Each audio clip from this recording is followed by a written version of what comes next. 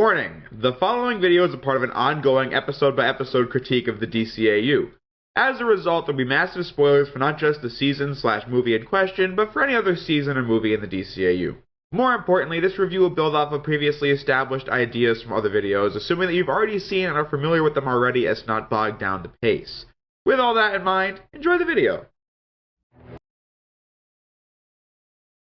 Batman the Animated Series, one of the most influential, well-known, and beloved incarnations of the Dark Knight to date. Whether it be how it reinvented old characters to make them more three-dimensional, or how it completely came up with new characters that would make their way to almost every version of Batman to date. While it wasn't the goal all along, it also started an entire animated universe that lasted over a decade with a variety of series under its belt. So I find it kind of interesting how this series could have turned out much worse than it actually did. But that requires a bit of a history lesson, so let's get into it. Obviously, Batman himself needs no introduction since the character's been around for over 75 years. But since I've never reviewed anything that's not a video game, I thought a good place to start this review would be with a history lesson. To my understanding, Batman was originally a dark hero that we all knew and loved when he first appeared in Detective Comics number 28. There was a tonal shift when Robin was introduced, but the comics are still occasionally violent with murders being shown. Over time, Batman is viewed as a more light-hearted and campy character, mostly thanks to Adam West's portrayal of the character in the 1966 series simply titled Batman and the formation of the Comics Code Authority, pretty much censoring how comic books were made. Things changed in the 1980s when the Comics Code Authority was more lenient and graphic novels like Frank Miller's The Dark Knight Returns showed Batman as we all know him today. But in pop culture, Batman's image had changed thanks to Tim Burton's Batman film 1989, which was an attempt to take the material more seriously for the first time with a general audience. I haven't seen it in about a year and a half, but on that viewing I can safely say that despite a few oddities, the film still holds up quite well to this day. But when it came out, it was incredibly successful, with very positive reviews and over $400,000 made at the box office. So around the time the sequel, Batman Returns, was in production, Warner Brothers wanted a cartoon series to accompany it with a similar tone to the movies. Well, the Tim Burton ones anyway. Anyway, animator Bruce Timm and writer Paul Dini, among others, had the duty of bringing this series to life. This is what I meant when I said it could have gone much worse. This could have been a kids show with the intent to sell action figures and nothing more. However, this incredibly talented team decided to deliver on a series of Emmy Award-winning material that would entertain children but also adults through subtle writing, fantastic animation that still holds up to this day, and great casting that makes every character feel real. Another thing worth mentioning would be that I'm reviewing the series season by season to keep the videos focused. So that means I'm watching them on the production order on the DVDs, which may or may not have been the airing order that the series saw. From my research, the series premiere was the first part of the two-part episode The Cat and the Claw, which on the Volume 1 DVD is the first episode to Disc 3, with an episode like Christmas with the Joker airing around the holiday season, but a second on Disc 1. That, and episodes from different volumes aired at different times, so it's pretty confusing. So like I said, I'm treating Season 1 as everything on the Volume 1 DVD, and not necessarily the airing order that 90s kids may remember. As a result, I'm going to treat the episode On Leather Wings as the pilot, since again, it's the first on the DVD, and it sure as hell feels like a pilot. So let's talk about it. One of the most iconic aspects of the animated series has got to be the intro that goes along with it. It's memorable since as opposed to other cartoons that display a clip show of the episodes or montages of things happening, Batman the Animated Series is a full-on scene as an intro, with some criminals blowing up a bank and about to get away with it before Batman steps in to take them down. Not ending with a logo or anything, no theme song like the 80s Turtles series and the 90s Spider-Man series, it just ends with Batman on a rooftop with a silhouette. Now that's an attention-grabbing intro. It kinda reminds me of the Fleischer Superman series, which was definitely an inspiration for the makers of this series, which is quite apparent through the animation. Now that brings us to On Leather Wings, the pilot episode, and I'm going to go ahead and bring this up right at the beginning. I really love the fact that the first episode of the series doesn't spend an episode with Bruce as a child with his parents getting shot and him training to become the Dark Knight. Like I said, the show is made alongside Batman 89 and Batman Returns, and the first Batman spent its running time telling the audience about the origins of both Batman and the Joker. This kinda reminds me of the Spectacular Spider-Man series, which decided to wait till the end of Season 1 with the Black Suit series to delve into the origins of Peter Parker becoming Spider-Man. Here in Batman the Animated Series, we get hints as to what his origins are in episodes like Appointment in Crime Alley or Nothing to Fear, and we'll see his training periods in episodes from Season 2, and the movie Mask of the Phantasm telling a story that ties into the first night Bruce became Batman. Am I against the first episode telling us the origin? Well, no. That's what Superman the Animated Series did, and that was an incredible first episode. Anyway, the plot of the episode actually is that there have been many bat sightings that have been attacking specific businesses, and of course the GCPD think it's Batman, and so he needs to clear his name, and all the while having to find out who's responsible for it. He finds an audio recording of the incident at the beginning of the episode, and after a chase scene with the GCPD, Bruce Wayne visits the Gotham Zoo to ask about the tape under the guise of it being a sound he heard in his chimney. With Dr. March acting pretty suspicious, but his daughter Francine and her husband Kirk Langstrom telling him they will look into it. However, the answer Bruce gets from Dr. March is a lie, and therefore the next step for Batman is to go back and investigate the zoo, but that's when Langstrom is revealed to be behind it all, as he is the Man-Bat, resulting in a fight scene that ends with the police seeing the two, and then Batman's name is cleared as he brings Langstrom back to the zoo. From there, it just kind of ends. Like, seriously, that's the ending. As the pilot to the series, it was alright. The setup was fairly predictable, but it does get us introduced to many of the main characters, like Batman and Alfred, obviously, but also the characters of the GCPD, such as Commissioner Gordon, establishing his trust for Batman, but also Harvey Bullock, who's the exact opposite, since he'll take any chance he gets to try and get Batman behind bars. The animation, while being the same as other episodes, doesn't look quite as good, with the voice acting and action being the exact same way. So from this point on, instead of breaking down every single episode, since that would probably get pretty old, I think now would be a good time to discuss the characters and noteworthy episodes to go along with them. Starting with the Dark Knight himself, here he's pretty much how you expect him to be, since the personality of Batman rarely changes in between versions. Here he's the same dedicated crime fighter that will stop at nothing to make sure that criminals are put behind bars like in any other version, but he just feels like a human being though, since he's got real friendships and relations, like how in Appointment in Crime Alley, we find out that Bruce had a childhood therapist that he still sees now who knows that he's Batman. Or how in the two-part episode Two-Face, or Pretty Poison, we see how Bruce is best friends with Harvey Dent before he became Two-Face.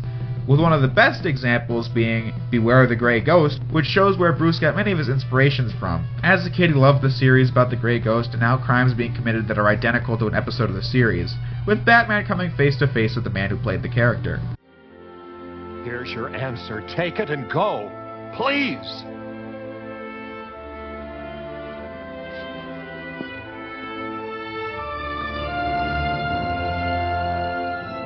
I used to admire what the Grey Ghost stood for. I'm not the Grey Ghost. I can see that now. I love how he's played by Adam West, which of all the Adam West cameos in Batman material, I must say this one is by far the most meaningful and well written, as a kind of passing of the torch episode. I like how this version of Batman embodies everything we know him for now, since not only is this Batman incredibly smart, a master martial artist, but we also see several scenes of him actually doing detective work. Many incarnations tend to focus on the fighting primarily or the crazy gadgets he uses. While other versions do definitely have all these aspects, none of them have as much of a balance as the animated series. In this season at the very least, I haven't seen the next 3 seasons of Batman the Animated Series in a few years. Bruce was voiced by Kevin Conroy, who's easily the one actor to have played Batman for the longest period of time across several different incarnations, such as here in the DCAU, the Arkham series, many of the straight-to-DVD DC Comics movies, along with multiple cartoons, and for good reason, since this is a pretty definitive voice for the character, since he perfectly distinguishes the difference in attitude for both Bruce Wayne and Batman without going too far over the top. Although, since this is just how acting as one character for a while works, Kevin Conroy's Batman voice in this season sounds kinda different from the way he reads Batman lines now. He started doing things a bit differently once we got to the new Batman Adventures, or Season 4, since the way his character was written was also different, but I'll get back to that when we get to that. In terms of other recurring characters, there isn't too much to say since they aren't particularly three-dimensional, but that is fine since they're there to enhance Batman's character, such as Alfred, who as always is the loyal butler to Bruce, but one thing that's worth mentioning is that Alfred got recast a few episodes in. In On Leather Wings, Christmas with the Joker, and Nothing to Fear, Alfred was voiced by Clive Revill, who dubbed Emperor Palpatine in the original version of The Empire Strikes Back, with that being replaced by Ian McDermott in the special edition, but that's neither here nor there. He had some prior acting commitments, so he couldn't be Alfred. So they got Ephraim Zimbalist Jr., who would continue to play the character for the remainder of the season and the other seasons of Batman the Animated Series, as well as any other cameos Alfred had in Superman the Animated Series and Justice League. While he isn't really all that important and therefore doesn't speak too much, I much prefer his take on Alfred. Robin's also part of the animated series, and he only gets about 2 prominent appearances in the first season, those being Christmas with the Joker and Fear of Victory. He's voiced by Lauren Lester, who does a really good job. And I really like the fact that they decided to make Robin a college kid in this show. He became Robin years prior, obviously, but we only see him now so we don't have to deal with cringeworthy child acting. Although that doesn't stop Robin from having the occasional cringeworthy line. They don't call you Batman for nothing.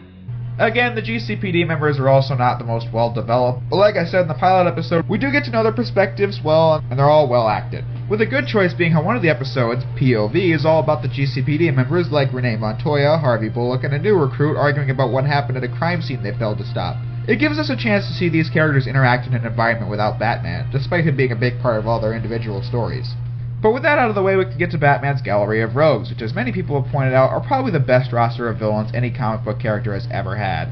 Starting with the most obvious, the Joker, whom as everyone knows is played by Mark Hamill, who besides the Joker is mostly known for being Luke Skywalker in the Star Wars trilogy. There's most certainly a reason as to why he's the one actor who has played the Joker so many times in various versions, since both the writing of the character and the performance brilliantly capture all aspects of the Joker. Similar to Batman, other versions capture some of the Joker's traits, like in one version he may be all about comedy, the next a total murdering psychopath, and so on. This Joker pulls the wacky stunts for a good laugh, like how in Christmas with the Joker, the whole episode's a setup for the fact that Joker wants to throw a pie in Batman's face. But on the other hand, we still see that he's out to kill people, but since this is a cartoon, he never actually succeeds in doing it. Like the episode Be a Clown, where Joker gets badmouthed by the mayor, and so he infiltrates the mayor's son's birthday party and turns the cake into a bomb that was absolutely intended to blow everyone to a million pieces.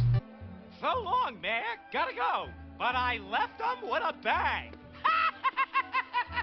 He's also pretty manipulative while being comical at the same time. Take the Joker's favor, for example, where this guy talks shit to him on the road for cutting him off, to which the Joker demands a favor which is redeemed 2 years later. Wait, you promised to send me home. I never said alive. He has such a whimsical attitude while saying and doing so many terrible things. My main point being that as a result, you fully buy it when he's doing something to be comedic, and yet at the same time it's not out of character for him to torture and transform Tim Drake's Robin into Joker Jr. How he managed that, well, that would be diving into Batman Beyond and Justice League Unlimited territory, so I'll save it for later. In the Joker's favor, we get introduced to a brand new Batman character, that being the Joker's #1 lackey, Harley Quinn. In this season, she only made one appearance, and it was the one episode I just listed. Her only role was to drag the cake bomb into the party. However, her character's really good design and good performance by Arlene Sorkin really caught on. So for future incarnations, it's rare to see a version of Batman that doesn't have Harley alongside the Joker. Even then, she's such a staple of the series that she even had her own comic series. However, like I said, there's not much to say about Harley here in the first season since she only makes one appearance. Many of the absolute best episodes of the season are the ones that establish Batman's villains. The general formula for those episodes is that there's a costume villain Batman has to stop, but we find out that said costume villain has a twisted backstory that involves some businessman doing something to wreck their lives. Sometimes it's for really tragic reasons, and other times it's kind of meh. Like in Nothing to Fear, I'm not sure if we're supposed to be rooting against the guy in a suit that stopped Jonathan Crane from using his fear experiments on college kids. He didn't seem to be in the wrong there. Also, I like how Batman defeats Scarecrow in the same way he also does in Batman Begins, but that's neither here nor there. Also, I'm just going to mention this since I don't see a better opportunity. Before we ever got close to the new Batman adventures, Scarecrow also got a redesign in this season. In his debut, Nothing to Fear, he kind of looks like a sock puppet. I don't know, it's just not really a good design. In his second episode, Fear of Victory, he looks like an actual Scarecrow, and I think it's incredibly good. Although I prefer his design in the new Batman adventures the most, but we'll get back to that later. One of the best episodes of the series has got to be the two-parter Two-Face, where we see Harvey Dent go from the soon-to-be re-elected DA into the villain we know today. Since he had split personality disorder and had a tendency to switch from his normal self to an angrier side, I like the fact that him getting half of his face burned is not the reason that he has this issue. It's just that the face thing is the physical manifestation of his split personality. I love these episodes for the same reason as everyone else, but I do have some gripes with it. 1. People usually say that Dent was an established character before this, which I guess is true, but really he made a 2-second cameo in On Other Wings, and while he had a much bigger role of Pretty Poison, he really was just a plot device, so that Batman could go after Poison Ivy. So I'd say this is his first big role. Much bigger issue for me is that the relationship between him and his new fiancée, Grace, is not really well built up to at all, since we saw in Pretty Poison that he's been dating other people, and so this is a bit too sudden for my taste. They made the best out of it, though, since it doesn't take away from the viewing experience. It's just some issues I have with it. Far less effective would be the 2-part episode Feet of Clay, which introduced Clayface. The first part of this episode is pretty boring, since most of the runtime is just set up for part 2 where the interesting things actually happen. Again, it's the same businessman ruin me formula that Two-Face and the next character works so well, but here it's just kind of dull with Clayface dying at the end, but not dying and getting away. Anyway, not a bad episode, but pretty hit or miss. But easily the best episode of the entire season, bar none, Heart of Ice. Need I say more? This episode was obviously about Mr. Freeze, and before this, his character had just been a thug with an ice gun. Here, they completely redefined him. You've probably heard the story at some point. Freeze is a scientist trying to cure his wife of a disease and gets frozen by a man in a business suit, turning him into the monster he is now. That tragic backstory made its debut here in the animated series. Yes, it would move me to tears if I still had tears to shed. This episode does everything right. The acting is on point since you can feel the emotion in every character's voice with great plot twists all throughout. The animation on Freeze's suit is also fantastic, with the glass being the most detailed and best part. It feels like a hollow victory when Batman beats Freeze in the end, since was he really in the wrong for trying to get revenge on the guy that ruined his life and almost killed his wife? I don't really know, but my absolute favorite part has got to be the ending. I failed you. I wish there were another way for me to say it. But I cannot. I can only beg your forgiveness and pray you'll hear me somehow. Some place where a warm hand waits for mine. Now, not all of Batman's costume villains are the best episodes, though. The Penguin's sole episode, I've Got Batman in My Basement, is probably one of the worst in the season. The plot is that after taking an injury in a fight with the Penguin, Batman gets rescued by some kids and he's in their basement. Does that sound cringeworthy and stupid to you? Well, it is. Also, it's really boring, with the typical bully kids coming over to mess with the Batmobile, and what a lame story. Is this really the best introduction for the Penguin the show could muster? Also, the two-part episode, The Cat and the Claw, was pretty weak in my opinion.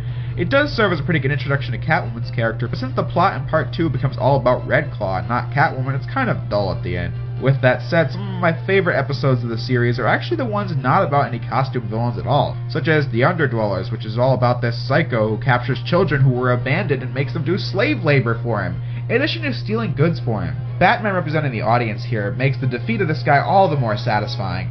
It's a fairly simple plot, but it still leaves an impact regardless. And I can't actually believe they got away with this on children's TV in the 90s. But another one of the best episodes, See No Evil, which involves a man using an invisibility suit to see his daughter since the mother of the kid wants nothing to do with him since he's a criminal. What makes it one of my favorites is just how personally Batman takes this. This and the last episode I mentioned established, without having to say it, that Batman finds manipulating and capturing children to be a severe case to take on, which it is, and that makes him defeating these terrible people all the more satisfying. Why? Why? Why? I don't pass sentence. That's for the courts. But this time, I am sorely tempted to do the job myself. On the other side of that coin, the episode I enjoyed the absolute least is Prophecy of Doom, where this guy is a fake magician, I guess, and when he's exposed he wants to kill these people. Yeah, that's about it. It really is a drag with a very predictable climax, and the problem being, like I said, that the journey there was not interesting at all. So that's all the episodes I wanted to talk about, and with that said, I think now is a good time to address the animation. As I've said, it looks really good, one of my favorite aspects being how there's next to no CGI used, which would have artificially dated the series by quite a bit. The visual design of Gotham is incredible, since it has a very timeless feel, since the buildings and mobsters all have a very early 20th century vibe with how the cars and weapons look. But at the same time, Batman has the Batmobile and his advanced technology, since early on in the series, Batman's computer is evidently an AI, although they kinda dropped that later on, and for good reason, since it's kinda dumb. This series is a testament to the fact that you can do so many things in animation that can't be done in live action, like the part in Two-Face where the lightning strikes, and you can see foreshadowing of what it'll look like later. On the other hand, the action is less than amazing. Most of the time it feels incredibly slow, and therefore doesn't feel all that satisfying to watch, since it doesn't feel like we're watching a master ninja at work. So with that said and done, that covers the first season of Batman the Animated Series. What more can I say? Well, I really enjoyed rewatching this. I got this DVD set back in 2012 and watched every episode back in 2013, and I haven't gone back to them since. As someone who grew up watching Justice League and Justice League Unlimited, and as a result didn't grow up in the 90s to see this when it was on, I'm happy to say that this more than holds up to the high standards I have for the DCAU thanks to Justice League. So in other words, Batman the Animated Series holds up quite well, and I'd even recommend you check it out now despite it being 25 years old. Not every episode's a hit, but the high points are so well done, I really don't mind. So with that all said and done, what did you guys think of this new formula? If you enjoyed it, I do want to review the remaining seasons of the show and other shows in the DCAU, as well as cover other movies and TV shows. But next up, I have a certain series I need to end. You all know the one. Next time, I'm reviewing Sly 3: Honor Among Thieves. Thank you all for watching, and I'll see you next time. Hello ladies and gentlemen, welcome back to the DCAU Retrospective. A little while back I reviewed the first volume of Batman the Animated Series, but even after that I was left eager to see more adventures from the Dark Knight, so here we are reviewing Volume 2 of Batman the Animated Series. I should remind that the reason I said Volume 2 as opposed to Season 2 is because the volume sets are in order of production and not air dates. The first two volumes make up the first 56 episodes of Batman the Animated Series, which when it comes to air dates makes up the first season. Seeing as episodes from Volume 2 aired in the same time frame as episodes from Volume 1, since like I said last time, holiday-specific episodes like Christmas with the Joker aired at the time of the holiday season, and an episode like The Cat and the Claw aired first when a production order on Leather Wings was the first episode. Air date-wise, Season 2 is The Adventures of Batman and Robin, which was Volume 3, and the new Batman Adventures was aired 2 years after the end of Batman the Animated Series Volume 3, and that is Volume 4. But for convenience sake, I'm just going to say Season 2 for the remainder of the video. So now that distinction's been made, let's get into this review. I don't have too much to say in regards to introductions, since as just established, the show went through minor changes in the next volume, but major changes in the fourth. But since Volume 2 is technically the same season as Volume 1, it's pretty consistent with what we've seen already. So let's just jump into the first episode, Eternal Youth. The plot's pretty simple. Many entrepreneurs are being invited to the Eternal Youth Spa, where I guess they'll feel young again. I don't know. However, right away, despite the attempts to hide it, it's clear that it's a plot by Poison Ivy, and the businessmen and women are people who paved over forests for their corporate gain, so the spa is just really a trap. Bruce Wayne gets an invitation to go, but obviously, since crime doesn't take a vacation, neither does the Batman, so he declines but tells Alfred that he and his friend Maggie Page can go in his place. I'm not sure why Ivy was after Bruce, seeing as he was in opposition to anything harmful happening to the environment thanks to his company. I won't have Wayne Enterprises involved in an operation that destroys a rainforest. Shut it down or you're gone. But I guess he's the figurehead of Wayne Enterprises, so therefore is to blame. Anyway, Alfred and Maggie have a lovely time at the spa, and after Alfred comes back with a newfound love of plants, he and Maggie return to the spa, but then they're trapped by Poison Ivy, revealing that she had been turning all these executives into trees with her new chemical that she whipped up, showing that despite being criminally insane, she's actually pretty intelligent. At the same time, Batman discovers that a missing businesswoman had gotten an invitation to the spa, and that's when he decides to check it out, obviously finding Ivy and all the victims, and so then he puts a stop to her plans, destroys the chemicals, and sends Ivy off to jail, all the while finding out how to save the people who were transformed into trees. So after writing about it, this episode is alright. I mean, the basic plot is again rather simple and predictable, but I do find it more enjoyable than Pretty Poison from the last season, and most importantly, as the first episode, I find it infinitely more enjoyable than On Leather Wings, which was the first episode from the last season. Seeing as I think the first episode should be a trendsetter, and with that said, this episode has the better action, more enjoyable characters, and more witty humor than On Leather Wings did. Ah, it says here you just won $10 million. That's nice. Another thing I really like about this episode is that Poison Ivy obviously has an agenda to preserve the beauty of Mother Nature, but she's holding people against their will and mutating their bodies, and the episode never uses the motive as a justification for such heinous acts. Instead, she's treated like a criminal like any other, with all sympathy thrown out the window. So this episode does its job quite well as the first episode, but it's far from one of the greats of Batman the Animated Series. By the way, for the rest of the video, if you hear me say BTAS, that is an abbreviation for Batman the Animated Series. Just figured you know before I actually say it. So the next episode, and the one I feel is the true trendsetter for Season 2, is Perchance to Dream. You may have heard of this episode before, regardless of whether or not you've seen the show. It really is one of the popular episodes, up there with the likes of Heart of Ice, Baby Doll, and Mad Love. Personally, I don't think it's one of the best, but I think it's really well done. The plot is that Batman tracks down a lead he's been following, and that takes him to a warehouse where he's knocked out, but wakes up the next day with everything all topsy-turvy. Alfred's horrified when Bruce is looking for the Batcave inside the clock, however it only gets stranger with the appearance of... You sound upset. Is something the matter? Bruce Wayne's parents. In addition to Selina Kyle, aka Catwoman, appearing as Bruce's fiancée, followed by Batman appearing to put crime out of commission. So far, it seems like a pretty generic Dreams episode with the perfect reality, and usually how these things go is that our hero doesn't want to leave since it's just so perfect, but something pulls them back to reality. And while yes, Bruce does begin to be contempt seeing as this is the perfect world for him, but as soon as he discovers the truth with the fake newspapers and the unreadable books, the story takes a different turn. But not without explaining how he knows. And you're the one responsible. A dream? Why do you think that? I suspected it from the start. I knew I was right when I tried to read the newspaper. The print didn't make sense. Yes? That's because reading is a function of the right side of the brain, while dreams come from the left side. It's impossible to read something in a dream. Okay then. My research on that has turned out pretty inconclusive, but still, that seems a little off. Maybe just seeing the letters make no sense and books being unreadable is fine, but why not some more subtle hints? Like, the episode doesn't even bring attention to this, but according to Alfred, Bruce proposed to Selena like a week ago, and the wedding is in like a week. That makes no sense, which would have made for a good hint early on. But Bruce climbs to the top of the bell tower, and that's when the GCPD begin a manhunt for him. Batman arrives, but Bruce attacks him, leading to the reveal that the Mad Hatter is behind the dream world, and that there is no way out. To prove that this is not happening, that there is a way out,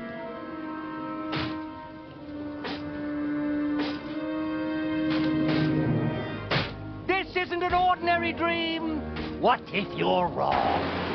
Then I'll see you in your nightmares.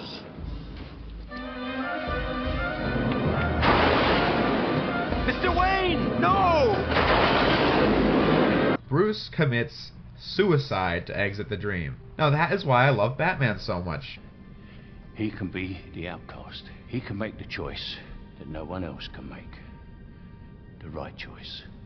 And that's exactly true in this continuity, as we'll see numerous times. I love how despite this being the perfect reality for him, he refuses to live in it because it's simply not real. His parents are dead, Selena's Catwoman, and he's Batman. That's just how it is. A weaker character would have stayed in the dream world, but his resolve is so strong that he's not willing to submit to this while the criminals of Gotham City get to run free. A similar dilemma is presented to him in the episode of Batman Beyond called Out of the Past, where Bruce becomes young again, but he still refuses to accept that because at that point, he's old and that's how it is. But we'll talk about that way later down the line. From this point on, the season continues the same formula from the last, generally disconnected plots that may set up a new character or make references to past events every now and again, but on the whole, the series is still fairly episodic as opposed to the later works from this team like STAS or Justice League. For example, you don't need to see the Cape and Cowl conspiracy to understand the strange secret of Bruce Wayne. In the last review, I'd run through many of the core characters and the noteworthy episodes to come with them, and obviously I'm not going to describe these characters again, so for more context, watch my review of the first volume of BTAS. Now anyway, let us continue. The next episode I want to bring attention to would be the very first two-parter, Robin's Reckoning, which of course focuses on Dick Grayson, aka Robin, whom you might recall made 2 appearances in the last season, and no, Dreams in Darkness does not count since that was just a hallucination. Robin is a college kid, so now that he's back he can help Bruce again, but after an interrogation they get the name of the guy they're looking for, Billy Marin. And it's then that Batman refuses to allow Robin to work on this mission, which initially just confuses him, but upon digging up on the name, Robin finds out that this is an alias for Tony Zuko, which triggers a flashback that takes up most of the episode. If you're unfamiliar with how this goes, well then basically Robin was a circus performer alongside his parents, the Flying Graysons, and when they won't do business with a scam artist, he infiltrates the show and cuts some of the strings on the wire they were going to use to perform, thus causing their deaths, and Bruce Wayne taking him in.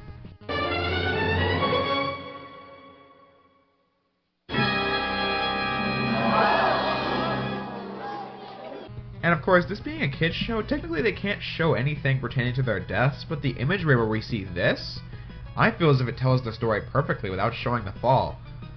I don't know, something about this just gets me every time. It's just really eerie looking. Like, imagine being the crowd seeing this live. It would be horrific. Thus ending part 1 with Robin going against Batman for the very first time, thus planting the seeds for the eventual fallout between these two to come in a few seasons. Oh no, he's not gonna ace me out. Please, Master Dick, you must do as he says. Not this time, Alfred. Maybe not ever again. Part 2 continues the flashback from the first part, showing us more of Grayson's first night as the adopted son of Bruce Wayne, with a few key points worth highlighting. First being their growing bond as they connect over the homicides of both their parents. 2, the fact that Dick had snuck away to try and find Zuko himself and take revenge, and it's there that he almost lost his life if Batman hadn't been there. Also, there's a scene where Dick rescues a woman from being attacked, which shows he has a selfless attitude and wants to help people with or without the eventual influence from Batman, making him eventually adopting the Nightwing role make all the more sense. Thirdly, for canon's sake, I want to point out that we see in the flashback that at one point Batman clearly has a change of costumes, which happens a lot of times in this continuity. Although whether or not half of them are canon or just an art style change is up in the air, seeing as this first bat suit that we see here and in another flashback in an episode called The Mechanic has a different bat emblem and a different utility belt. It kind of reminds me of the design Batman will use in the new Batman Adventures era. Then in Justice League, he again has a suit resembling his initial one, only with longer ears, with the suit from the new Batman Adventures clearly being shown in a display case in the episodes A Better World and Starcrossed. Anyway, I'm going on an incredible tangent. Lastly, since this is a younger Batman, we do see some of the more brutal tactics, like attacking the driver of a moving vehicle, in addition to breaking bones in an alleyway. I like the fact that he uses disguises to blend in with the criminals and get information from them, which is straight out of the comic books. Although this is not the first time we see this happen, as the same thing did happen in an episode from the first season I didn't bring up called The Forgotten. The disguise being how we got in the predicament of that episode to begin with. I didn't mention it given how the episode is pretty forgettable. Despite the bad joke, I'm actually serious. That episode really wasn't anything special. However, this episode ends on the story from the present, and what happens there is that Batman gets injured from a gunshot and has to rely solely on his stealth abilities to deal with the remaining guards, but that is until Robin arrives on the scene, delivers the final blow to Zuko, ending the episode on a pretty optimistic note for these characters. You were right, you know. Not bringing me along. You knew I'd take it too personally. It wasn't that, Robin. It wasn't that at all. Zuko's taken so much, caused you so much pain. I couldn't stand the thought that he might take you, too.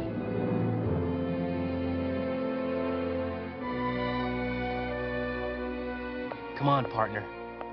It's been a long night. Season 2 is another two-part story arc. Despite not having Part 1 and Part 2 in the name, the episodes in question being Night of the Ninja and Day of the Samurai. In the last video, I said that we would see Bruce's training in episodes from this season, and here we are. Several Wayne Enterprises subsidiaries are being robbed with a throwing star left at the scene. This triggers another flashback where Bruce remembers when he was learning all of his techniques but was continuously bested by another student by the name of Kyodai Ken. Showing Batman being defeated is a great idea, seeing as now we can clearly see what the experiences were that led to him being the man he is today, as opposed to implying that he's been nearly flawless ever since day one. That would just be a poorly written character. So as I said, showing flaws in his personality is always good. Even to this day he still isn't perfect, since nobody is.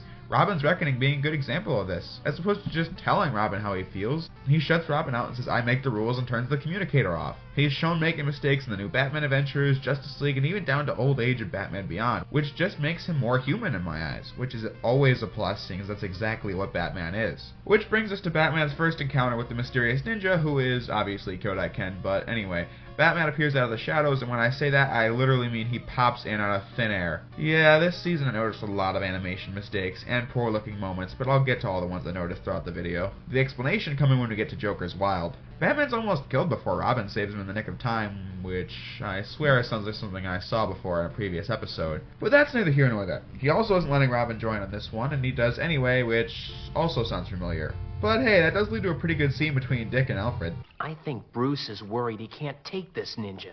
He won't admit it, of course. He never admits fears, Master Dick. Haven't you learned that by now? Ah, Master Bruce. I'll be at the museum. The next flashback is triggered by the sight of a sword that resembles one that Kyodai Ken tried to steal from both the Master of Ken himself and Bruce, which is what got him banished in the first place and why he wants revenge against Bruce Wayne. Vengeance that he takes when Bruce and the reporter, Summer Gleason, get in the car, and then that's when he takes them both hostage. To which he beats the shit out of Bruce, and he doesn't fight back because he doesn't want Summer to even see Bruce do moves that would make him look like Batman. Luckily, Robin arrives on the scene to provide Batman enough cover to be able to fight Kyodai, resulting in Batman conquering his fears and absolutely destroying Kyodai. Before the end, however, Kyodai flees like the coward he is, and in the episode his whereabouts unknown, thus leading to the episode much later in the season, Day of the Samurai. This episode begins in the dojo of Bruce's sensei, Yoro, as a young student Chiari is training up until she's captured by Kyodai Ken, whom wants revenge. So wait, he wants revenge for the time he failed to get revenge for the one time he was disgraced. But anyway, he orders Yoru to deliver him the map that leads to a centuries-old scroll instructing the reader on how to perform some fatal blows during battle. But Batman arrives in Japan to help, which includes delivering the map, and he of course follows Kyodai as well as rescuing Chiari, but the cost being that the scroll is mostly gone, with Kyodai having the most legible part, that being the deadliest move, the Death Touch. Kyodai manages to kidnap Alfred as well, and as a result, Bruce and Kyodai must have one last battle on the side of a volcano, both without their masks. The Death Touch gets used on him, but he rises above that and delivers the final blow, with Kyodai disappearing after a bow of respect, never to be seen again. Alfred wonders why he survived, and that was because, well, he came prepared, obviously. Thus ending the episode. And after writing the paragraph, I realized I didn't have much to say about this one, especially in comparison to Night of the Ninja, seeing as this episode, upon watching it, I thought I enjoyed it more. But while it looks great and feels very climactic, I don't think it adds much to the story that Night of the Ninja gave us, seeing as Bruce had overcame one of his greatest fears and Kyodai fled like a coward, very fitting for his completely unlikable character. I enjoyed this episode, but on the whole, it's not one of the best of this season. The only other two-parter of this season would be Heart of Steel, which is probably the weakest set of episodes this entire season. Why do I think that? I was nodding off throughout the whole thing. The plot is that a mysterious woman leaves a suitcase at Wayne Enterprises, and the suitcase is a robot that steals some stuff belonging to the company. The investigation reveals that only one company, Cybertron Industries, could be responsible. Also, these episodes introduce us to Barbara Gordon, the Commissioner's daughter, who is a college student currently, and I will add that this is a full season before her first becoming Batgirl, but we'll get to that when we get to that. Anyway, to give the Cliff Notes version, a giant-ass AI is in control, and there are now robots capturing and replacing people such as the Mayor, Bullock, and Gordon, and the robot attempts to take Bruce as well, but obviously he escapes, leading to a climax where the hostages are rescued and the AI is destroyed, and that's about it. Again, not an episode too much to say. Carl Rosem, as the maker of the AI, is a character I really don't care about. The mystery is revealed right before it even begins, with a fake Gordon obviously attacking the real one, with Barbara coming off like a complete idiot for not seeing through this robot stuff.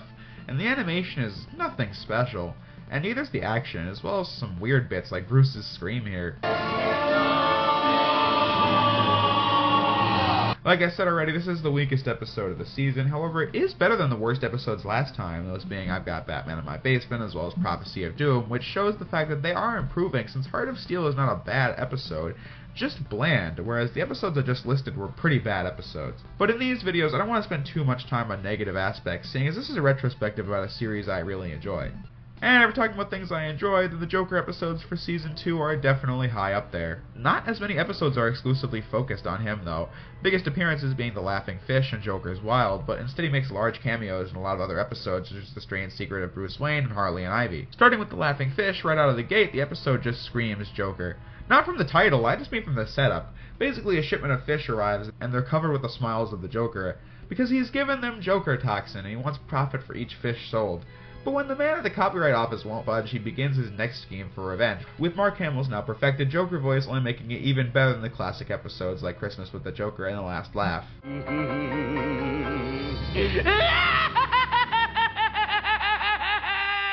Although I'm going to say that there is one flaw I have with this episode, and that would be the part where Francis, the copyright guy, is under police supervision and the Joker launches his attack, and Jesus Christ, this show is known for the high quality animation, but damn, this shot looks fucking atrocious.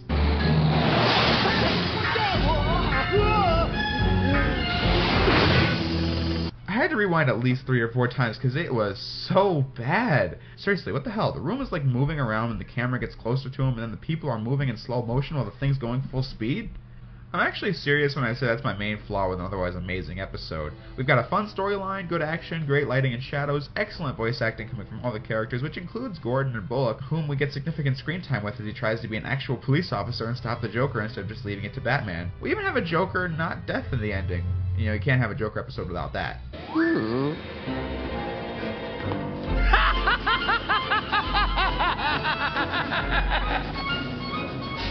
See, Batsy, I think of everything.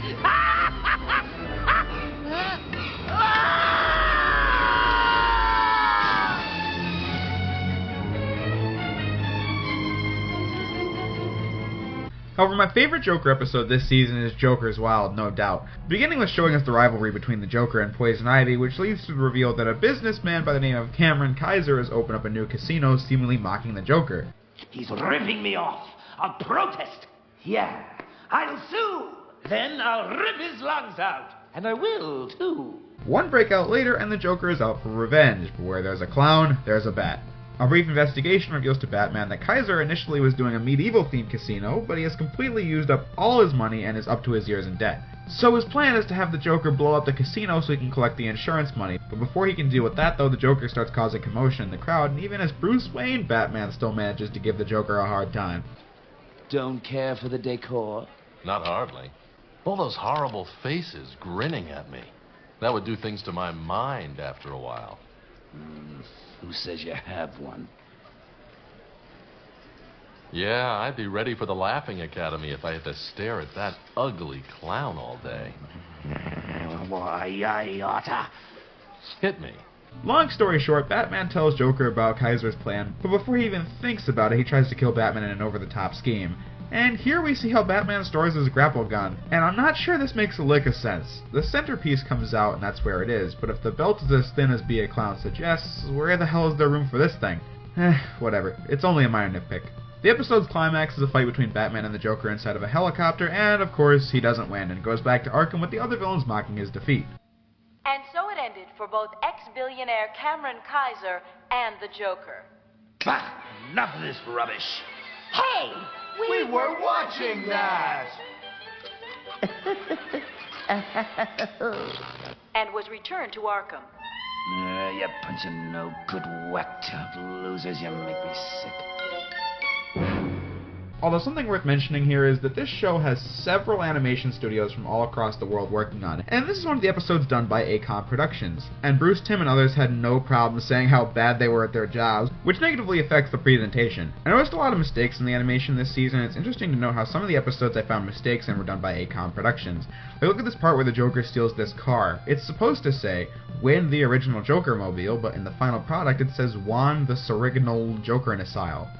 I mean, they aren't entirely to blame, seeing as the DCAU guys are still making mistakes all the way up to Justice League Unlimited, so they aren't perfect either. I have a quote from Dick Sebast to summarize it. Each director on the show, after pouring his heart and soul into an episode, would wait with bated breath to see if it would be assigned to ACOM, the kiss of death.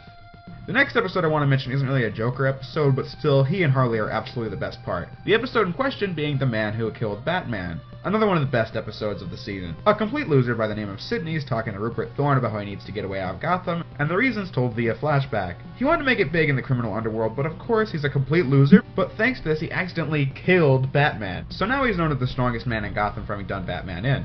Which leads to his happiness for about 5 seconds. Suddenly I'm thinking, if I take down the guy who took down Batman, then I'll be the toughest guy in town. Hey, you got my vote, Chief. Come on, Squid, give him what for.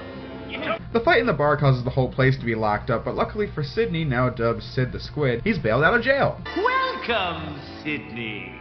By the Joker. And now he has to be an accomplice in a jewel heist to prove Batman's death. I love the atmosphere in the Joker's hideout.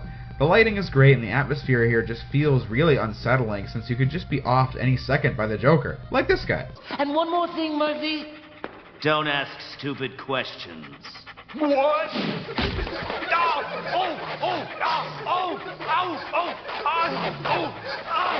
Well, he isn't actually dead, but still, that's totally what the scene was implying. We already know, thanks to Be a Clown and Return of the Joker, what this incarnation is capable of, so I don't think he had any intentions of sparing this guy. Batman, of course, doesn't arrive, and this is actually our very first look at the abusive side of the Harley-Joker relationship that will be greatly expanded upon in later episodes.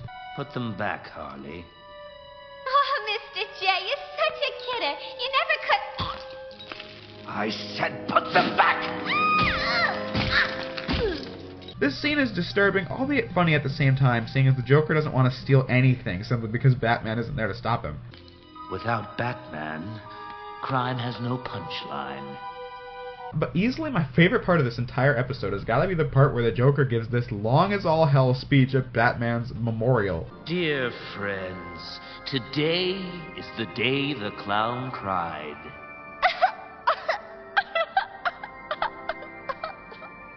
And he cries not for the passing of one man, but for the death of a dream. The dream that he would someday taste the ultimate victory over his hated enemy. For it was the Batman who made me the happy soul I am today. How I agonized over the perfect way to thank him for that. Perhaps with a cyanide pie in the face.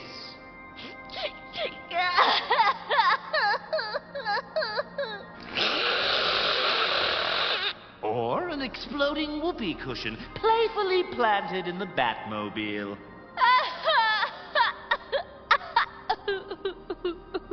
But those dreams were dashed by the Weasley little gunsel sitting there in our midst. The cowardly, insignificant Garnet who probably got lucky when Batman slipped on the slime trail this loser left behind him. This mound of diseased hyena filth who's not fit to lick the dirt from my spats! But I digress. The time for sorrow has passed. It's time to look ahead to a future filled with smiles. And I'll be smiling again, just as soon as we take that man there, and slap him in that box there, and roll it into that vat of acid there. There's a lot to like in this scene, mainly because it's just 80 seconds straight of the Joker venting, but the atmosphere feels tense since, like I said, the Joker is prone to offing people on a second's notice. And I love the irony seeing as Joker is mourning a murder, and his way of mourning is attempted murder. But up to this point, the episode has been so enjoyable because it really is unlucky event after unlucky event that at the beginning seemed like a good thing, which makes the episode always a joy to watch. Somehow Sid survives being thrown into a vat of acid, and that brings us to the current moment. Sure, I'll get you out of Gotham, Sydney. In a pine box. But right at the last second, Batman arrives at the scene with a ghostly rendition of his theme. You!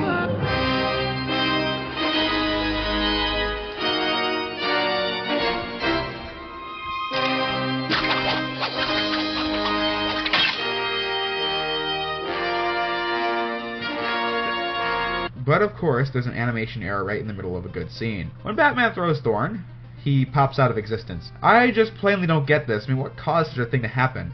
I think an explanation is that this show was designed for tiny-ass CRTs with RF cables where no one would see this tiny shit, but now it's 2017 and 1993, and I can clearly see it in my HD TV. I will forgive it for now since we're 2 seasons into the DCAU, but when we get to Superman, Batman Beyond, and Justice League especially, there will be no excuses. Relying on limitations to cover up mistakes can save you in the 90s and early 2000s, but it's not the Blu-rays and DVDs' fault that these mistakes are there, it was the animators who did it to begin with. If they hadn't made the mistakes, then the DVDs and Blu-rays wouldn't be at fault for exposing this shit. Although with BTAS the circumstances were a bit interesting. I think they really have been pushed to produce episodes in bulk, seeing as on weekdays there would be one new episode of Batman the Animated Series every single day. But let us move on for now. Well, that was fun. Who's for Chinese? Harley and Ivy is the last episode of the season, and shows an interaction we've yet to see, and as the title suggests, it's Harley Quinn teaming up with Poison Ivy. What's going on, Rock? The place is a mess. No one's fed the hyenas, and I can't find my socks. Where's Harley? You can't divorce, remember? So, she's always come back before. Gee, I guess you ain't seen the papers then. Papers? What are you babbling about?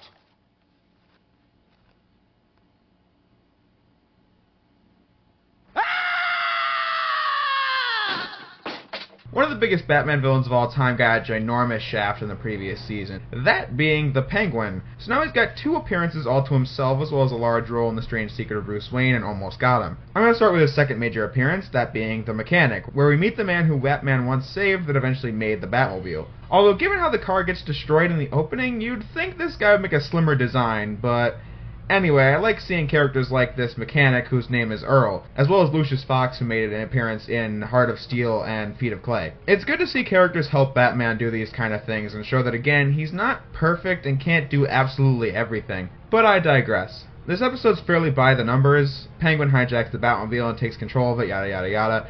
This sounds like a plot the writers of The Batman would come up with, and, well, it was. Although I only brought this episode up because I wanted to mention how the Penguin just flat out murders this guy. You ought to be rewarded, sir. Reward? Would $300,000 be enough? 300,000? Oh, all right. 400,000, but that's my final offer.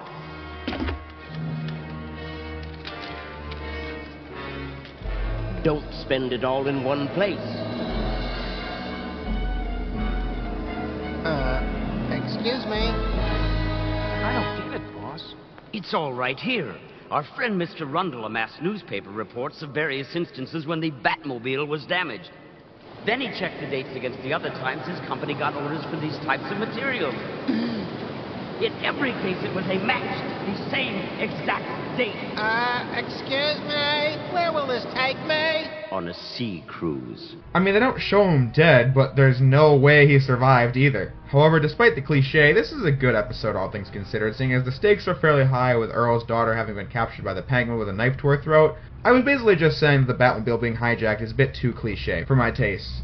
But definitely a better Penguin episode than I've Got Batman in My Basement. Which is, by the way, the worst and most cringeworthy episode of the entire series, and that includes episodes from the new Batman Adventures, by the way. But the real Penguin episode to focus on would have to be Birds of a Feather. Finally, the Penguin's given the spotlight in an episode entirely from his point of view as we see him try to assimilate with high society, which is where his origins were. However, he's just generally a nasty guy, but that doesn't stop this attention whore Veronica Vreeland from trying to get him at a party of hers just for the sake of having a few headlines dedicated to her. But really, they just think he's a joke. However, his act of heroism when saving Veronica shows how humane the Penguin could be, but alas, he finds out about the ruse and takes Veronica hostage and demands a ransom. Batman has to stop this, of course, but in the end, who really was the villain? I think it's those two stuck-up jerks. I mean, sure, Veronica was starting to change her mind, but it was still an awful plan. And this guy, he's just completely irredeemable. In the last video, what I said worked really well was the formula they used for the origin story of Mr. Freeze, the Scarecrow, Two-Face, and Clayface. The man in the business suit ruined me formula, where the costume villain is the one Batman has to stop, but really the businessmen are the true villains of the story. This is the same formula, however it's not an origin story, even with an ending similar to Heart of Ice. Oswald, I really was growing fond of you. It's too bad this had to happen. I suppose it's true what they say. Society is to blame. High society.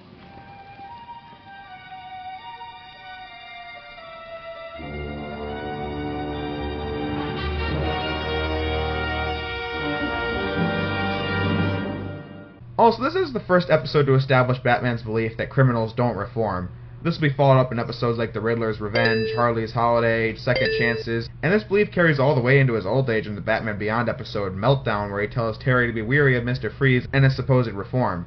But more on those episodes later down the line. Another character who got the shaft in the previous season was Catwoman. Like I said, her debut episode was robbed halfway through by Red Claw and the Cat in the Claw, so now she's got 2 episodes of herself as well, in addition to a role in Almost Got Him. The first and best of the 2 is Cat Scratch Fever, Catwoman being released from jail and is told to never put on the costume again. And a nice touch being how Selina isn't released from Arkham, but from jail, because she's not insane like the Joker or Two-Face, she's just a thief. But when she returns home, her cat is gone missing, and this was the moment that the story became really good. Simply because the loss of a pet is a story that's very relatable to a large amount of people all across the world, so naturally anyone could feel sympathy for Catwoman in this situation. Things get more complicated since Selina finds these people rounding up animals, but in the attempt to stop them, she gets arrested. But the next scene shows Roland Daggett from Feet of Clay returning as he's hired these people to capture stray animals so that his scientists can give them a virus that will go to humans when bitten, and once the virus has been given to the animals, they're going to release the infected onto the streets so the people will beg him to make a cure, which he has already in development and completed. A plan like this is the kind of thing that makes a detestable villain, and honestly, there hasn't been a villain in a BTAS episode that I wanted to see get their comeuppance as much as these guys. Because tampering with innocent animals like this for profit is crossing the line of morality and then some. Catwoman tries to rescue her cat, but she gets infected, but before she kicks the bucket, Batman gets involved, and as a result, gets into a fight with those thugs rounding up animals. And they get the comeuppance I've been clamoring for.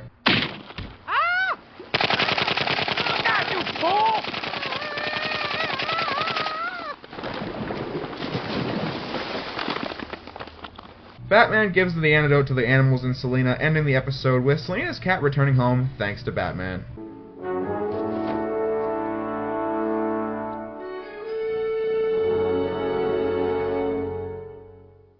Her next appearance is strange, though. The episode's called Tiger Tiger, and the plot is that Catwoman gets kidnapped by some gorilla dude, and the next thing we know, Catwoman's in a laboratory with the Gorilla Man, a Tiger Man, and some insane scientist.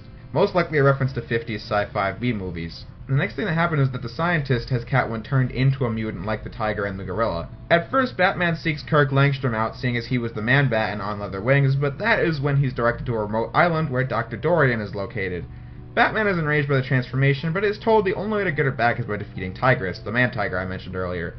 To sum up, Tigress learns about the true nature of Dorian, and then destroys the entire laboratory, but of course decides to stay on the island as Batman and Catwoman leave. As a reference to B-movies, I can't really comment since this is not material I have much knowledge about, but overall I like the isolated feeling of the island as well as the scene where Batman is being hunted by Tigress. All in all, a good episode, but definitely a strange thing to make an episode about. A similar episode is Moon of the Wolf, and this episode sucks. A half-man, half-wolf is attacking people, and it turns out that he was a famous athlete obsessed with winning, to the point where he would take some of this dude's steroids, but this turns him into a werewolf who must attack people at this guy's command, or no cure. He fights Batman, the end. That's the story. Of course, there are more details like Batman being kidnapped and forced into this fight, and that Anthony Romulus, aka the werewolf, knows Bruce, but it's still a really boring episode with a subpar action scene, in addition to a supposed sympathetic villain, but if he didn't cheat and use steroids, then he wouldn't be in the situation to begin with. So I'm really not rooting for him to get the antidote in the end. Definitely one of the worst episodes this season for being really basic to a stupefying degree. An unsympathetic villain who had his whole life ruined by another insufferable douche, and a climax that I guess suggests that Romulus is still out there, But who cares? He never comes back after this. The Spectacular Spider-Man in an episode very similar to this, only with a much more sympathetic victim, and a villain that was actually competent to keep the victim at bay. In the BTAS episode, the scientist is a no threat, and the wolf just beats him up in the end. Why didn't he just do that earlier? With that said, I think that covers this episode. When going back to the first season, one of the things that still surprises me is that in the 28 episodes, there was not a single one about one of the most well-known Batman villains, that being the Riddler. You all know his gimmick. He's a genius who loves riddles, and that leads to his undoing as Batman solves the riddles, defeating him every time. His backstory is the same as Freeze or Scarecrow. Edward Nygma works for an entertainment company, and his boss, Mr. Mockridge, informs him that he's been fired since Nygma wanted to have a cut of the profit for his game, that he exclusively designed, by the way, but Mockridge doesn't want to give him a cent. You are a fool, Mockridge, to think you can get away with this. Your amoral greed is no match for an intellect like mine. Oh, yeah? Then tell me something, Eddie. If you're so smart, why aren't you rich? So he plots revenge, and 2 years later, Mockridge is working with Bruce Wayne to sell the company to the Wayne Foundation, but a message appears outside that leaves him rushing out the door. In the meantime, Robin's now playing the computer game Riddle of the Minotaur, which is foreshadowing to the episode's climax. But anyway, Nygma, now going by the Riddler, has taken Mockridge hostage, and as a result, Batman and Robin have to go through a real gauntlet without their utility belts, but that leads to yet another animation mistake, as when the camera pans out, you can clearly see the belt still on Batman. Also, I love Lauren Lester as Robin, but man, his delivery of the line about the Hand of Fate was fucking awful. We're going the wrong way, because here comes the Hand of Fate! But when Mockridge is saved, it's revealed that the Riddler isn't even in Gotham City, but is on a plane ride out. So Mockridge is off the hook from the law for not giving Nygma his cut of the profit. However, what is that really worth? Now he's being hunted by the Riddler. Can you imagine what it would be like going to sleep knowing someone is out to kill you? That could ruin a life. Kinda reminds me of the ending of Justice for All, and in both cases, the person being hunted totally has it coming, and it's satisfying to see them squirm. Seeing as Mockridge could have just given Nygma his cut of the profit, but he decided not to, so here you go, this is his fate. In regards to the Riddler himself, I like him in this series. His design is well done, with him wearing a business suit as opposed to whatever you call this shite. Although I think nothing will ever top the Arkham series version of the Riddler, but like I said, he's well done in all aspects, like his design, the vocal performance, and the motives, although they did reuse the businessman roomie formula again, but it works. Although I do remember the Batman giving him a more tragic backstory, but I haven't seen that episode in like 7 years, so I don't really remember. Back to BTAS though, the Riddler makes another appearance in the episode What is Reality, which tapped into the VR craze of the 1990s. The Riddler wants to delete all the personal information about him from any and all databases, and to keep Batman and Robin busy, he also has a VR computer game for them to play. Problem being that Gordon gets trapped in the game, so Batman has to jump in to save his life, while solving riddles along the way. What's funny is that this episode aired in November of 1992, and that was a whole 2.5 years before the Virtual Boy was released in July of 1995. And yet this VR world's all red and black. This episode kind of reminds me of Day of the Samurai, saying it doesn't really impact anything and it's just kind of there, with an ending that shows the Riddler now trapped in the VR world, but thanks to later appearances made by the Riddler, this is null and void. But this episode has an animation mistake that I think is the worst offender to date. This is another episode done by the team, ACOM, and it shows. There is this part where for a few frames, Robin is entirely covered in black and white. What happened? Did nobody catch this? Or did ACOM just not give a damn? I found another quote about ACOM, this one being from Bruce Timm, and it goes as follows. We retook that show considerably just to make it watchable. It was a mess. We had ACOM reanimate that one from scratch. That was the show that broke our back with ACOM, and we decided we weren't going to use them any longer. After we fired them, they still had a couple of shows in production, and those shows were a lot better. I guess they had never been fired from a series before. I'm just glad they were fired and that we now have the standards to not let this kind of shit slide. Kirk Langstrom made a cameo back in Tiger, and now the Man-Bat is back in Terror in the Sky, the sequel to On Leather Wings. While I initially was planning on comparing the two, what sense would that make since this episode completely steamrolls that one? Firstly, I find the mystery as to who the Man-Bat is to be far more interesting than earlier, since now we actually know these characters. Is it Kirk? He's the most likely suspect given how it was him before.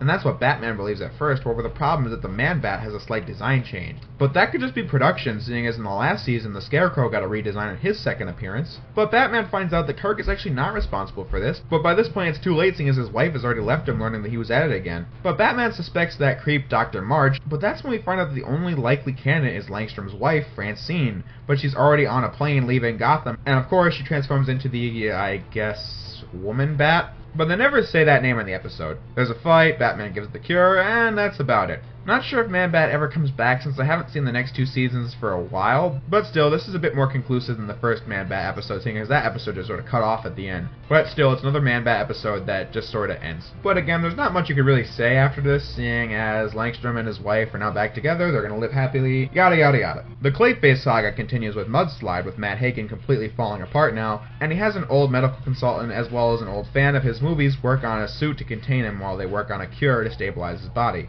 That is most of the episode summed up, and I really don't mind, seeing as I find Clayface kind of endearing.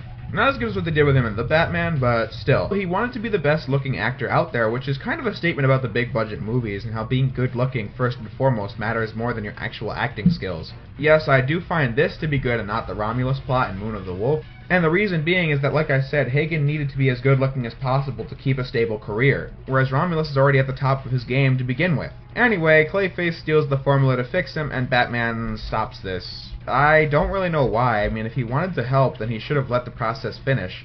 Sure, Clayface stole it, but the fact is that without it, he's as good as dead, or permanently Clay, or same difference really, which is what happens. Unfortunately, he doesn't come back for a while, until the new Batman adventures, and he's also in Justice League, but he never tries to get help again. He just sort of goes back to his crime-filled roots, therefore taking a few points off of his sympathy.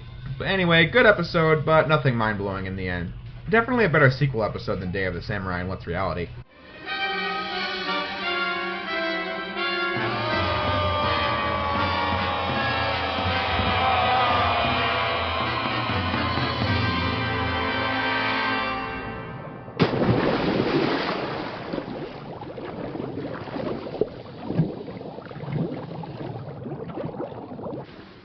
Once again, many of the episodes are dedicated to the non-costume Batman villains, so let's just do a quick lightning round of all of these before we get to the last episode I want to talk about. The Cape and the Cowl Conspiracy is a good test of Batman's wits, seeing as he outsmarts a man whose whole life is dedicated to outsmarting people, in a situation where brute force will not be able to cut it.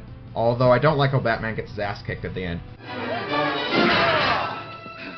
The Strange Secret of Bruce Wayne is an episode that keeps you invested with the looming threat of a newly introduced Hugo Strange knowing Batman's identity and having proof to bid off to one of Batman's villains. But they say screw it and try to kill him. And of course, the Joker is as entertaining as ever, and the Penguin and Two-Face are on top of their game as well. Although the ending is kind of contrived. Not bad, huh? Maybe I'll shuck this crime-fighting gig and try Hollywood.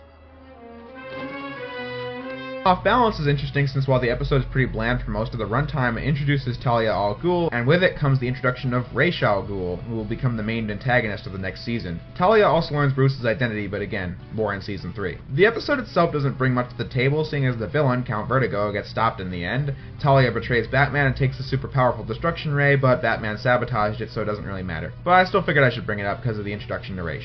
Speaking of setting things up, Zatanna is a crucial point in the DCAU history. Again, the episode's fairly by the numbers, seeing as Zatanna is wrongly accused, and has to prove her innocence with the aid of Batman and so on and so forth.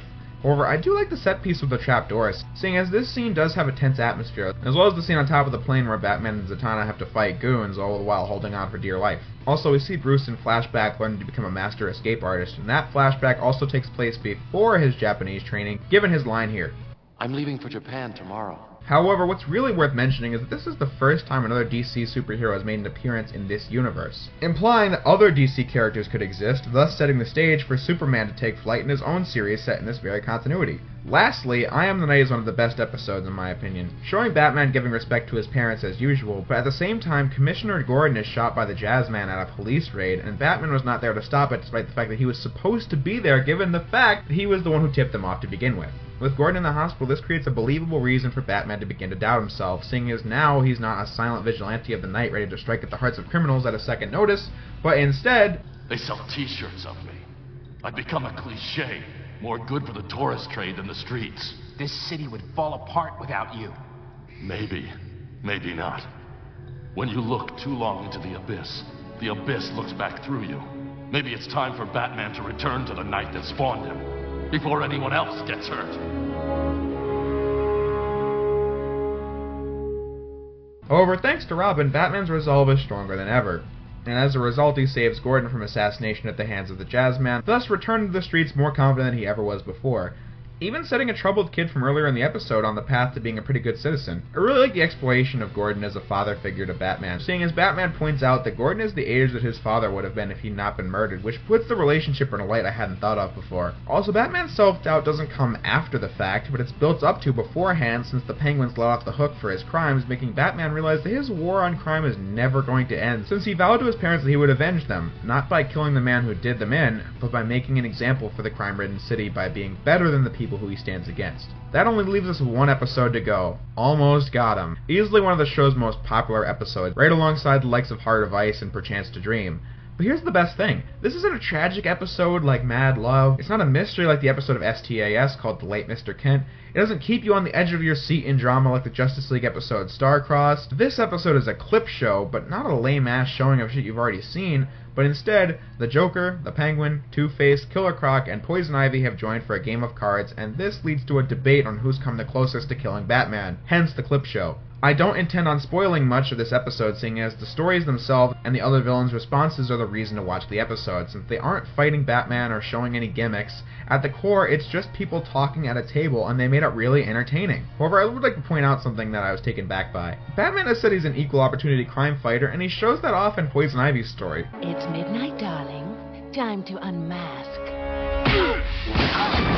I'm honestly surprised they put that in, let alone got away with it. None of these plots are particularly deep or meaningful. I mean, the bad guy does something and almost kills Batman, but they lead to their own undoing in the end. However, the one with Two-Face is a terrible animation mistake. Dent takes Batman's belt, but in the struggle to get it back, oops. Also, in regards to mistakes, throughout the opening of the episode, there's this dead pixel vertically traveling across the screen. But hey, the Two-Face story at the very least explains where Batman got the giant coin from.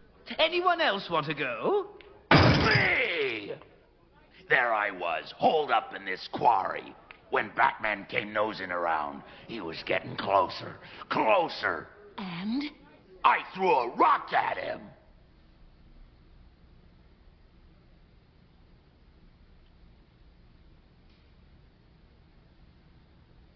The face Joker's making right now makes this whole scene entirely worth it.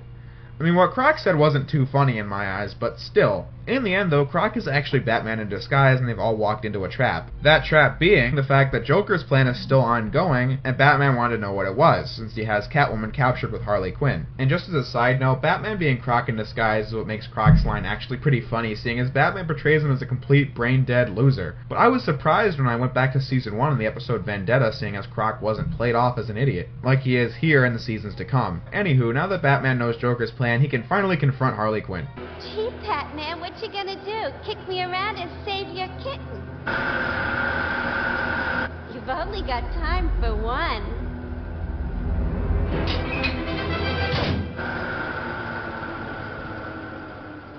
And the last note of the video being that I want you guys to keep a mental record of this. This is the third time the Joker has taken over TV. This happened in Christmas with the Joker, The Laughing Fish, and now here in Almost Got Him. This won't be the last time he does such a thing in this continuity. It basically becomes a tradition by the time we get to Justice League. But anyway, one flirtatious conversation later, and Batman makes his exit, ending the episode and this review. Almost got him.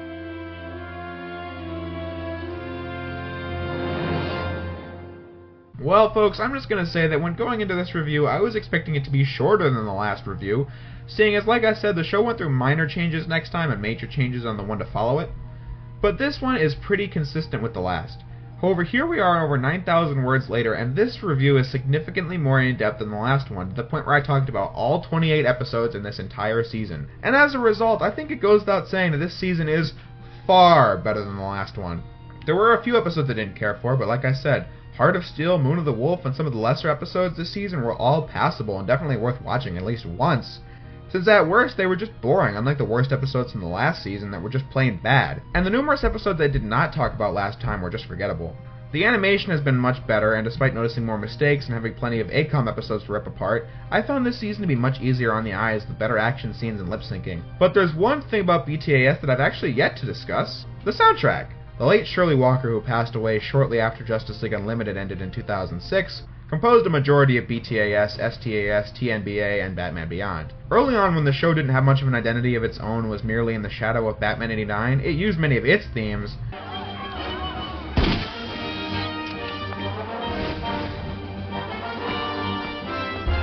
However, later on, every character got a theme of their own, and it makes all these moments even better, with the way they use it in these episodes being just perfect, adding to the atmosphere. Like in The Last Laugh, when Batman begins to chase the Joker, in the climax, you get a very triumphant feeling.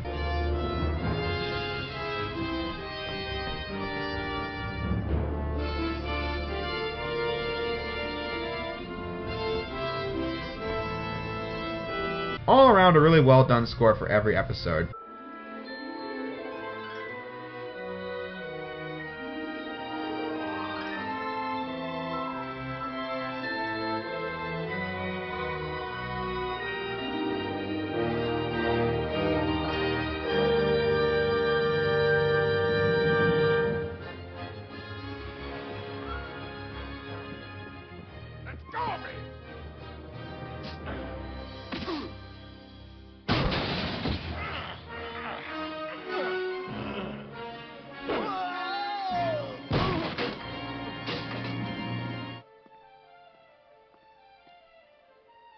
But a little luck wouldn't hurt.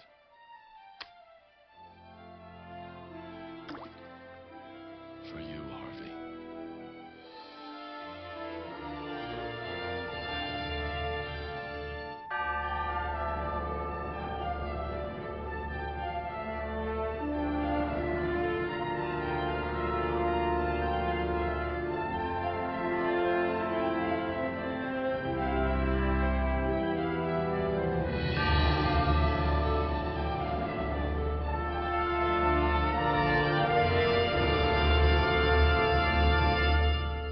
So now that we're coming to the end of this review, if you're interested in giving these shows a chance, now is a good time, since it seems that the DVDs of BTAS and STAS have just been reprinted and are now cheaper than ever on Amazon.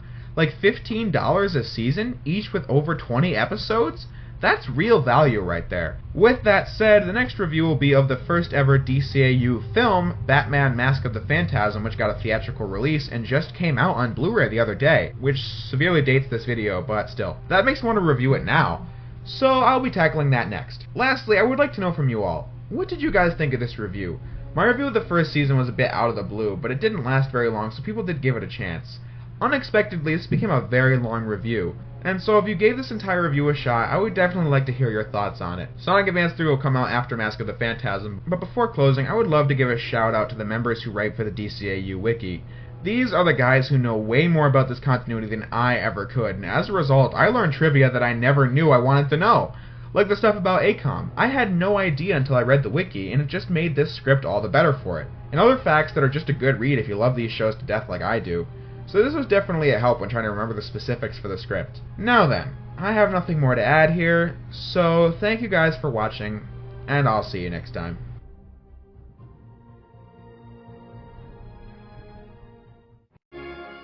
Hello ladies and gentlemen, I just got done reviewing Batman the Animated Series Season 2, and with that said, around the same time the very next thing that happened in the DCAU was released on Blu-ray. That being the feature film, Batman Mask of the Phantasm. For those of you familiar with the DC animated movies, you may be wondering why this one is a feature, and all the other ones to follow, even up to the present day, are all direct-to-DVD and Blu-ray. Well, actually, it was supposed to be a direct-to-DVD, or VHS rather, but it was changed to be in theaters for whatever reason, and so this movie was released in December of 1993, and it bombed. The film was made on a budget of $6 million and made about $5.5 million. So they didn't even break even, but hey, $5.5 million isn't bad, right? Well, absolutely not. You see, Mask of the Phantasm came out to raving reviews, and the previous Batman film, 1992's Batman Returns, was made for an $80 million budget, and made $266 million at the box office. And that movie had mixed reception, with the first Batman film having made over $400 million at the box office for a budget of about $35 million. They did make up for it in VHS sales, and that's probably what inspired them to go to straight-to-DVD for future films that I'll talk about later, such as the next BTAS movie, Batman and Mr. Freeze Sub-Zero, Batman Mystery of the Batwoman, which is the film based on the new Batman adventures, and Batman Beyond Return of the Joker, which is obviously Batman Beyond.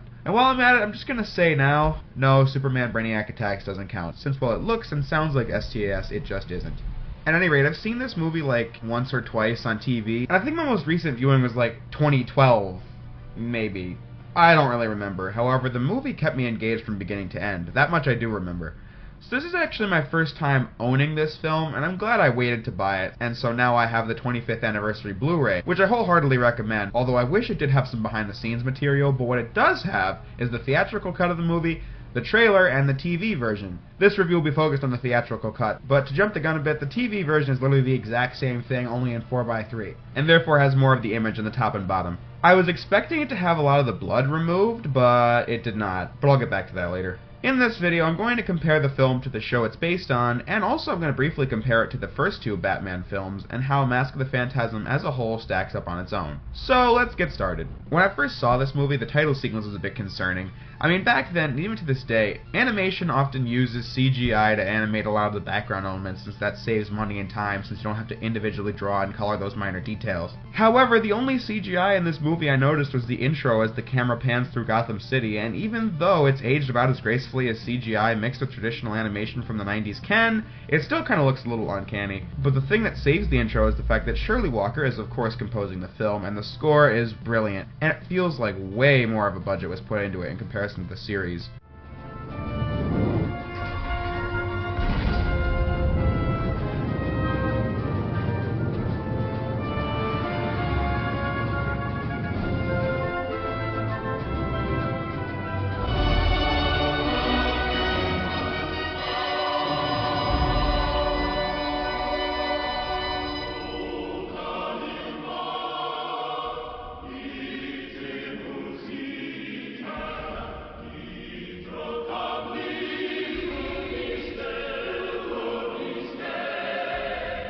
Throughout the opening credits, fans of the show will be confident to see the people behind this movie. In particular, the fact that the writing team features the guys who are behind some of the best episodes of BTAS, such as Paul Dini and Alan Burnett.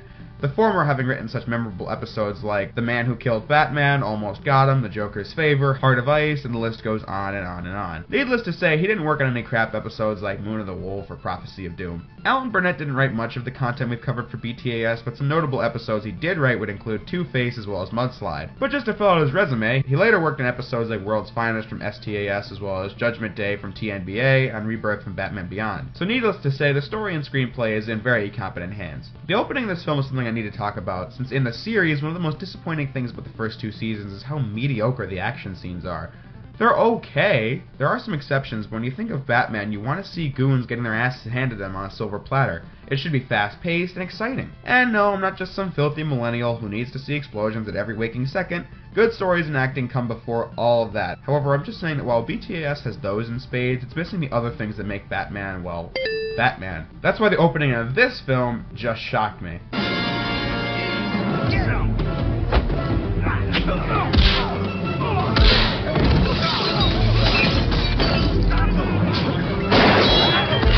It isn't even especially great, it's just so much more than what I was ever expecting. I guess this means from the very first frame, they're putting the budget to good use. The Blu-ray digitally remastered this movie, and I think it looks phenomenal, with the grainy look of the show being perfectly intact and better than ever. Of course, this was always a beautiful film when it came to the shots, the lighting, and the atmosphere, but I'm happy to see it looking so good on the big screen. No ACOM mistakes this time. Anywho, that brings us to the actual story. The crime boss, Chucky Saul, gets away, but is attacked by a mysterious new figure known as the Phantasm, and this is our new villain. I love this scene to death, since it just feels like a horror movie with the ominous presence of the Phantasm and its seemingly invincible nature. How does it disappear like that? Well, who cares, it just adds to the effect.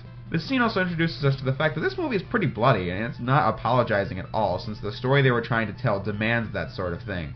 A great example of that being how Chucky Saul is murdered by the Phantasm, and of course Batman is to blame, which sounds like On Leather Wings to me. But then you gotta ask, why do I keep bringing up that episode? I know it's the first episode, but seriously, me bringing attention to it all the time makes it sound a lot better than it actually is. Anyway, the Phantasm's out for blood as it's killing several crime bosses all across town, with the second of these killings being absolutely gruesome in implication. Farewell, Mr. Bronsky.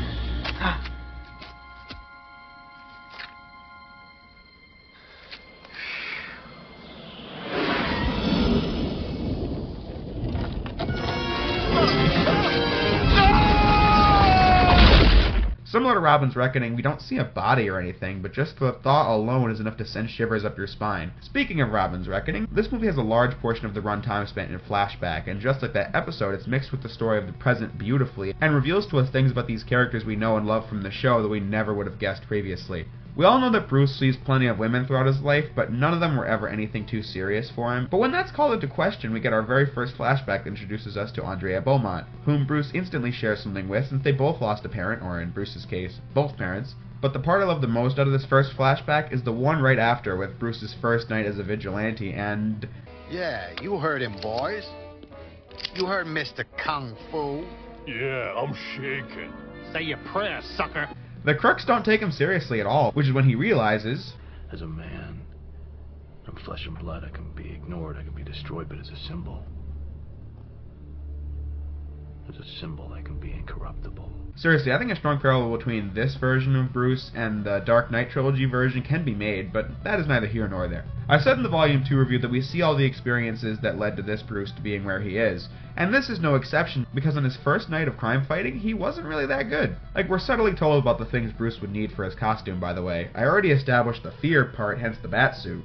But he could really use a grappling hook in several instances throughout the truck chase, as well as a cape. He doesn't tell Alfred to add those things to the shopping list or anything. We can clearly see that he's missing those things, since we have already seen how he operates while watching this movie, and especially through the series itself. Back to the present, though, Andrea is back in Gotham, which has got Bruce incredibly skeptical, seeing as she left Gotham many years ago. And man, this shot with Batman on the rooftop, breathtaking. The scene establishes the fact that Andrea's father is not in town, but takes us back to the past yet again with the strengthening relationship between Andrea and Bruce as they visit the City of the Future theme park, depicting a perfect metropolis, which is of course a farce given how this is Gotham City. Up to this point, the film's been really good, but the point where it becomes even more than that is the moment where Bruce meets Andrea's father, since we see a younger version of the mob boss from earlier, Mr. Valestra, who was shocked at the news of Saul and Browski's murders. This instantly gets your mind racing as to who the Phantasm is. We saw Andrea had some fighting skills in one of her earlier scenes with Bruce, but her standing back while Bruce tries to stop a mugging kinda makes you think less of her on that front. Since Valestra was looking really shady in Carl Beaumont's office, you wonder if he's the Phantasm, since maybe he would want revenge for whatever happened? Who knows? The flashbacks don't play out in one big sequence. It's cut up with scenes from the present, which makes the mystery all the stronger. What I do know is that the scene where Bruce begins to doubt whether or not he should be with Andrea or continue his mission of trying to defend the streets as Batman is great. He can't do both, and that's fascinating. You might say that this is a flashback, so obviously we know which choice he makes, but this is Batman we're talking about, one of the most dedicated characters of all time, and here he is ready to give life another chance and be with a woman he loves? That's interesting. You really want to know what would stop him and make him be Batman instead, since he actually goes to his parents' grave and begs to be allowed to quit. The lighting is amazing here, and the way we see the lightning strike over their graves as he asks to be able to quit is just beautiful.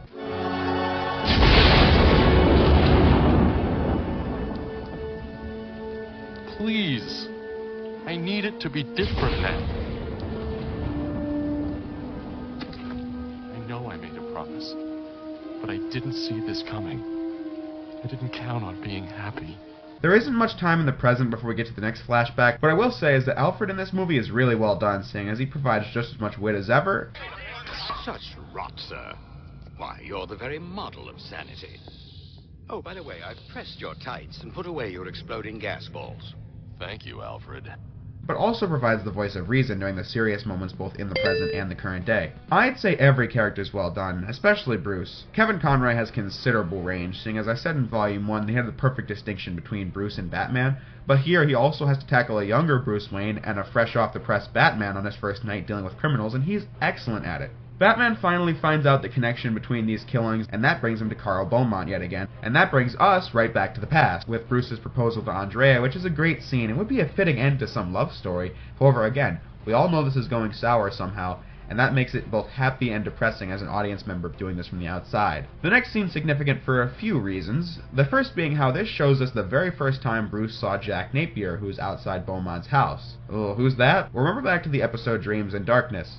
Jack Napier, Harvey Dent, Pamela Isley, or as you call them, the Joker, Two-Face, and Poison Ivy. We keep them all under constant watch.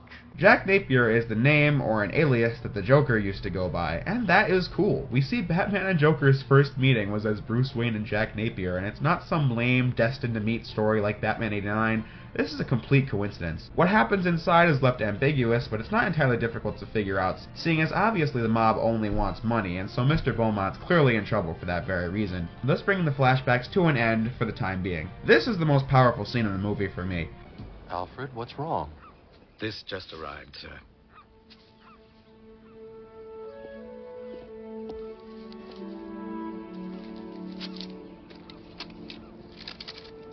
left with Dad. Too young. Need time. Forget about me. The thing is, we already know that Bruce was completely ready to abandon the mission of Batman to pursue a happy life with Andrea, and in Justice League Unlimited, Bruce said the following to Wonder Woman. I haven't been a kid since I was 8 years old. So Bruce pretty much died alongside his parents, is what that line means. But this was his second chance at life. Bruce Wayne's last chance for life at that. And it's not just that Andrea left, so, well, I guess I'll be Batman now. But he knew that there was mob trouble at her house. It was obvious. So not only were his parents taken as a result of the crime-ridden streets of Gotham, but now the mob has probably severed his connection to the woman he loves, possibly forever? Well, he doesn't know the full extent yet, but that's to be revealed. But regardless, now the passion is actually as strong as ever to take vengeance and strike at the heart of Gotham's underworld, killing Bruce Wayne once and for all, and in his place, the Batman.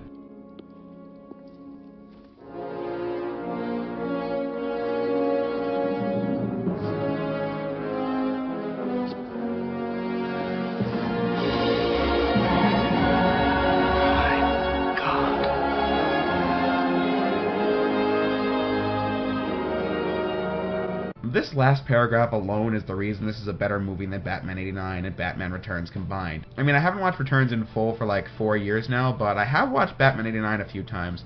Those films are really entertaining from start to finish, but the thing is, this is a movie about something. This movie has a character arc for Batman. This story is his story, first and foremost. It's not a villain of the week formula. That's not to say the first two Batman films don't have a story and don't have character arcs, because they do, but the novelty of Batman on screen feels like it was more important than the story to me. There are emotions you get while watching this film. Emotions that I never got in any of the first 4 live-action Batman films. In A World Before Batman Begins, this was the only film where we got inside of his head, seeing the things we never thought we'd see him go through, etc.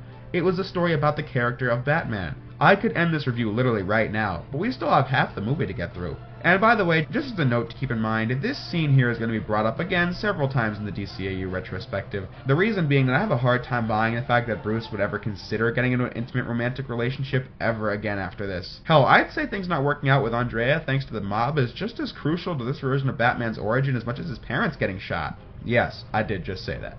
So the next scene adds my favorite character to the story. Gasp! Can it be? Old Sally the Weezer Valestra! Oh, you thought the Joker appearing as Napier was just an Easter egg? Well, of course not. He's now part of the story as Valestra requests him to kill off Batman, or whoever's responsible for the mass killings of the old gang. With this being a Joker scene, there are a few things I'd like to say.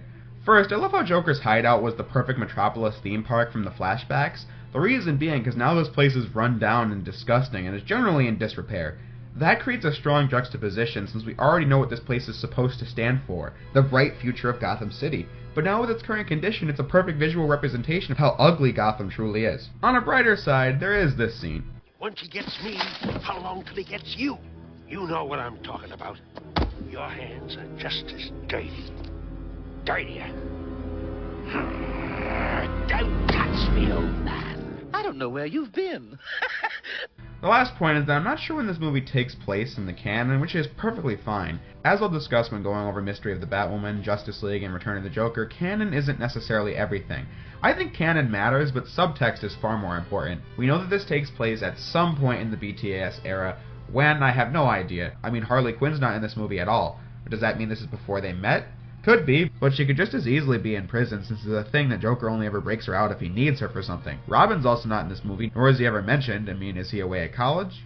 I guess. Seeing as Robin's Reckoning showed us the prior Batsuit, thus meaning it cannot be before that. This is what I care about. They don't bog the plot of this movie down by having to spell out when exactly it takes place in the DCAU timeline. What matters is that it's in the BTAS era before Superman ever existed, which is all I need to know to enjoy the storyline. It's fun to debate when it happens, and I'm not trying to devalue the movie's connection to the show at all, since the bond is very strong. I'm just trying to show the fact that you don't need to worry about canon every waking second of this movie. Being familiar with the characters and their dynamics in the series is all that needs to be understood to watch this movie and get the most out of it. Once again, the tension of who the Phantasm is ramps up as Batman sees Andrea tell Mr. Reeves that she and her father are closer than ever, but then tells him that she has no idea where he is. So now he'd probably be thinking he was the Phantasm, since that would be the most likely suspect given the shady scene from earlier.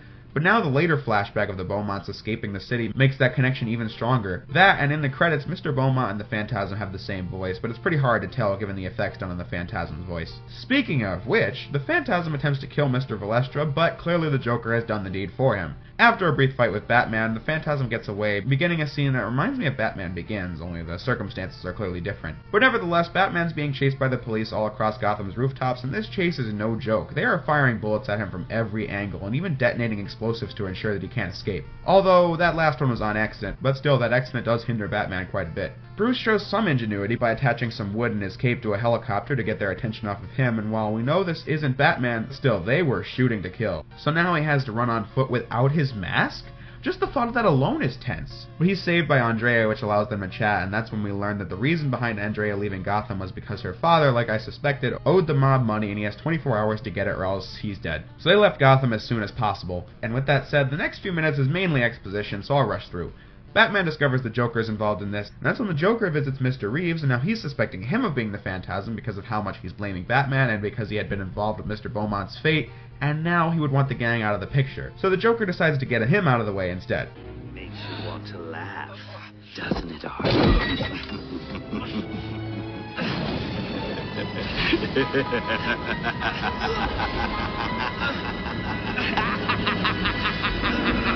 He's not dead, well, yet, but he's alive long enough for Batman to find out that Reeves worked for Beaumont, and when he couldn't get money out of Beaumont for his political campaign, Reeves sold his location out to the mob. You? But he paid you. Dad?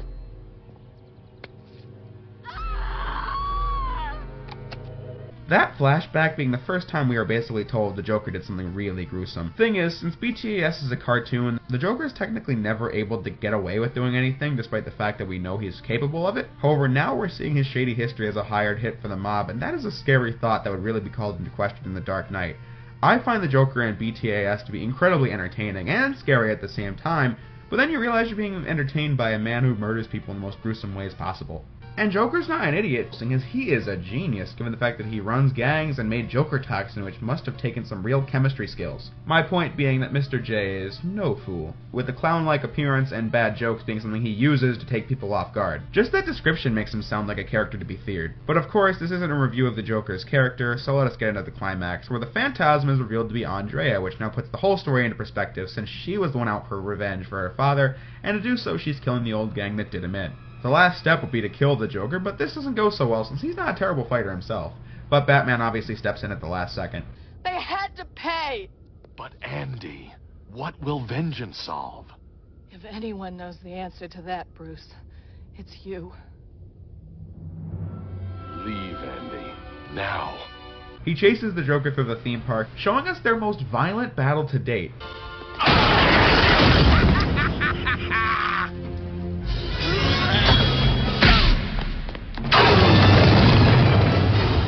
With Batman being severely cut up by the toy planes the Joker sends after him, and Batman having kicked a tooth right out of the Joker's mouth. In the last few moments, the Joker sets the place to blow, and when Andrea is going in to end him for good, he laughs while staring in the face of death.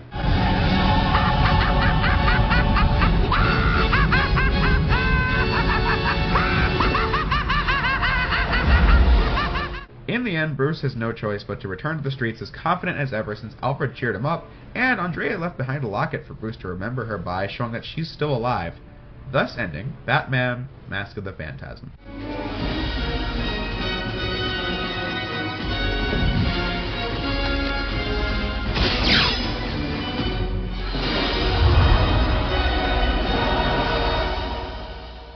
That was the movie, and while the review might seem short, the movie itself is not really long either. It's only about 70 minutes, but what they did in those 70 minutes had me engaged throughout every single one. Like I said already, this was easily the best Batman movie ever made before Batman Begins. It gave us a story that couldn't have been done justice on an episode of the show. A story that told us new things about the characters we know and love from said series. Gave us a heart-wrenching character arc for Batman, which is something none of the live-action film serials, and most importantly, the first 4 Batman films never gave us. The animation was stunning from shot to shot, with not a single mistake, which is something even the best episodes of the show were plagued with, like Heart of Ice and Almost Got Him. They knew they were making a movie here, and they brought their A-game, which carries over to the voice cast. We have our regulars from the show like Kevin Conroy and Mark Hamill, but the audio quality is cleaner and the acting is just better. I don't know how else to describe it. I guess Andrea Romano told the actors to be as absolutely professional as possible, seeing as this is, again, a feature film. Other new additions to the cast, such as Dana Delaney as Andrea, were great as well, although it did throw me off hearing her voice, since I'm now so used to STAS where she voiced Lois Lane, and had the exact same voice. Not a flaw with the movie, but still. Like I said, this movie came out to raving reviews, and while it did bomb, it got the delayed appreciation it deserved with high VHS sales, and to this day, many fans still consider it to be one of the best Batman movies of all time. I highly recommend that you buy this movie on Blu-ray if you even have a remote interest in the DCAU or just BTAS alone. Since we've gotten the complete series of Justice League on Blu-ray, but for BTAS, STAS, and Batman Beyond, we only have the DVDs. What I want to see is Blu-rays of those shows I just listed and give them the same facelift that was given to this movie. Back on subject though, I think this film is easily better than the 56 episodes of the first two seasons combined. Those seasons were as a whole great, but this film really had it all, and it wouldn't have been that good without those seasons. So that is not to discredit them at all, seeing as a feature film should be better and more highly produced than the show. And as just a movie, it just holds up really well. You don't even have to be a die-hard fan of Batman to enjoy the storyline. It's a compelling mystery through and through. However, the real question is, will this new and very high standard carry over to the last season of the original run of BTAS? It doesn't have to be film quality, obviously, but I'm just saying the standards for writing itself have been found, so I see no reason why BTAS Volume 3 should suffer. With that said, obviously the next DCAU video is going to be Batman the Animated Series Volume 3, but I'll hold off on that until next year. So thank you all for watching, and I will see you next time. Hello folks, welcome back to the DCAU Retrospective, and as you saw in the 2018 update video, we'll be focusing on this retrospective for a large part of the year. So why not start today by continuing from where we left off back in the summer with Batman the Animated Series, Volume, or Season, whatever the air dates for this show are a mess, 3! Okay, seriously, do these producers have any consistency? I always specify volumes over seasons because of production cycles and all that, but literally, the first episode from this volume, Shadow of the Bat, was released, and the next episode aired was Mudslide, an episode I talked about in the last video. But I'll shut up about that for the rest of the video. Anyway, what can I say about this season? I think it's very fair to say that this is by far the most popular DCAU season ever produced. On the whole, BTAS is the most popular show, but this here is the season that perfectly embodies why BTAS was praised so highly when it came out and why it still lives on to this day. Without it, we wouldn't have STAS or Justice League and all the others. Watch any countdown of BTAS episodes, and many of these episodes will find their way onto the list. Season 1 had several classics like Christmas with the Joker, Two-Face, Heart of Ice, Beware the Grey Ghost, and the list goes on, and Season 2 gave us likes of The Laughing Fish, Perchance to Dream, and The Man Who Killed Batman and Almost Got Him. But this season is home to episodes like The Demon's Quest, Trial, House and Garden, A Bullet for Bullock, Baby Doll, Make 'Em Laugh, etc. Now, do I think this is the greatest DCAU season ever made, like so many others? Not quite, and I'll say right off the bat that this is a great season and by far the best season of BTAS. But I just don't think it's the best we'll ever get, and that's not a problem in my eyes. STAS and Justice League came out after this, so I should like them more, right? I'll get into more of that in the conclusion, though. I watched these 29 episodes with a critical eye, and since I want this video to be perfect, I will hold nothing back in regards to the good and the bad. Although I should probably... But Jay, you can't possibly be thinking of moving on to Season 3 just yet. Why not? Well, back in your super mega review of Season 2, you know, the one where you said you reviewed all 28 episodes, you left out my favorite one! Episode 25! Paging the Crime Doctor! Well, time to re-upload the whole review then. Well, to be curt with you, that would put a little extreme in your generation. So, Paging the Crime Doctor. Clearly this episode didn't leave much of a mark on me if I completely forgot about it, and I would have put it in my lightning round when I talked about the non-costume Batman villain episodes from the last season, so let's quickly breeze through it, seeing as it's not a bad episode or anything like that, but it's nothing special. To sum up, Batman gets injured by one of the members of Rupert Thorne's gang and sees Leslie Tompkins, who was a recurring character in Season 1 that knew who Bruce was, and is his therapist. She tells him to lay off being Batman for a bit, but what do you know, around the same time, Rupert Thorne is suffering from some heart problem and wants his brother Matthew, who was once a doctor alongside Leslie and Thomas Wayne, to help him. I believe this is the only appearance of Thomas's brother, but in the screen time he does get, I think he's a bit sympathetic, since he now has to choose between helping his brother, one of the biggest criminals in Gotham, or not. In addition to that, thanks to Rupert, he also lost his license to begin with, so it makes sense why he would hold a grudge. Leslie's forced to help out as well, but they plan to kill her off after they're done. Matthew turns on Rupert's men and they try to escape, which is a great sequence since they don't have the abilities that Batman does, so you root for them to get away, even though you're unsure of how they're going to be able to do it. They almost don't make it, but with the help of Batman, the day is saved, with Matthew having to serve time for his ties to Rupert. Bruce Wayne, Dr. Thorne. Thomas Wayne's son. Did you get my letter? Yes. Thomas Wayne. I told you I can help you with your legal costs. Maybe even put in a good word with the judge. Yes, but what do you get out of it? Well, there is something you can do for me. I knew it. I knew there'd be a catch. Sorry, Mr. Wayne. Matthew Thorne is no longer for sale. I'm not looking for any illegal favors. What then? Something you know.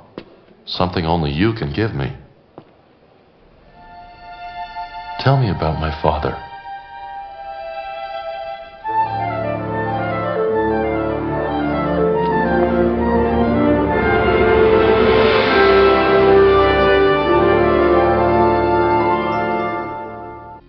Basically it. Like I said, it's a fine episode. Some good moments and characters, but not the best from Season 2, but it's also not the worst. So, one last thing before I kick this review off proper.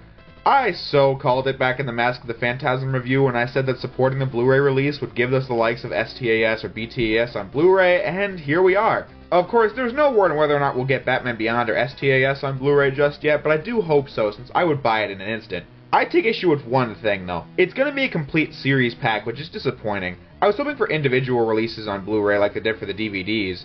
On Amazon, it's a snap to find the complete series DVD collections for STAS, Justice League, and Batman Beyond. However, the one they did for BTAS is quite the enigma. They cost an arm and a leg to get, and when you find one for under $100, it's probably a bootleg, which doesn't come with the art book or nearly as good packaging. So that's why I'm jumping on that Blu-ray the second it comes out, since I don't want it to become super hard to find. That does mean my footage will be out of date then, but who knows, maybe I'll rewatch every episode for the higher quality, seeing as my footage... It's like there's a wall of pixels that came out of an S-video cable's rear end in between me and the screen, and it drives me crazy. Maybe that's just what these first 3 seasons are supposed to look like, though.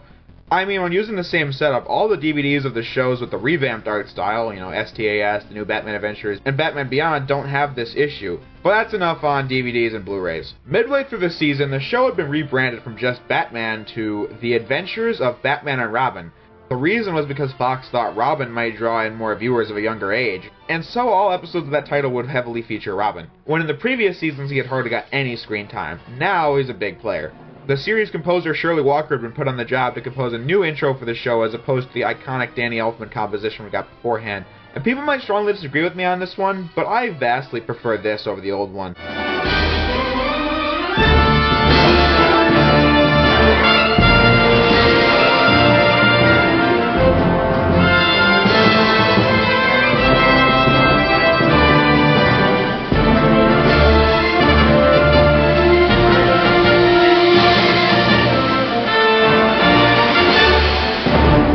As a whole, the new intro is more typical for shows of the era, you know, just a clip show of the series, but what saves it is the fantastic music.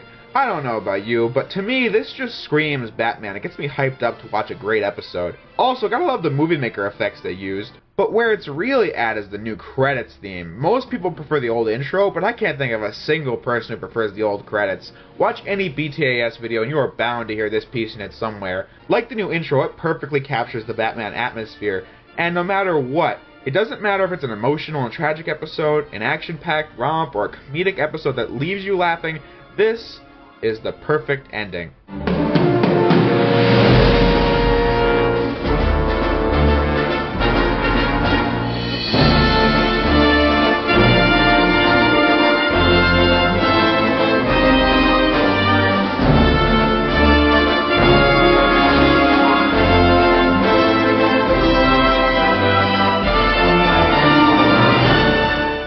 Now then, let us dive in with the beginning of the season, Shadow of the Bat Part 1 and Part 2. Ever since the beginning, I've been a firm believer that the first episode should be a trendsetter for the season. Shadow of the Bat is a good example of this. This season has much more continuity and character growth in it than the previous two, and so we start off with a big shake-up to the status quo in a 2-part event.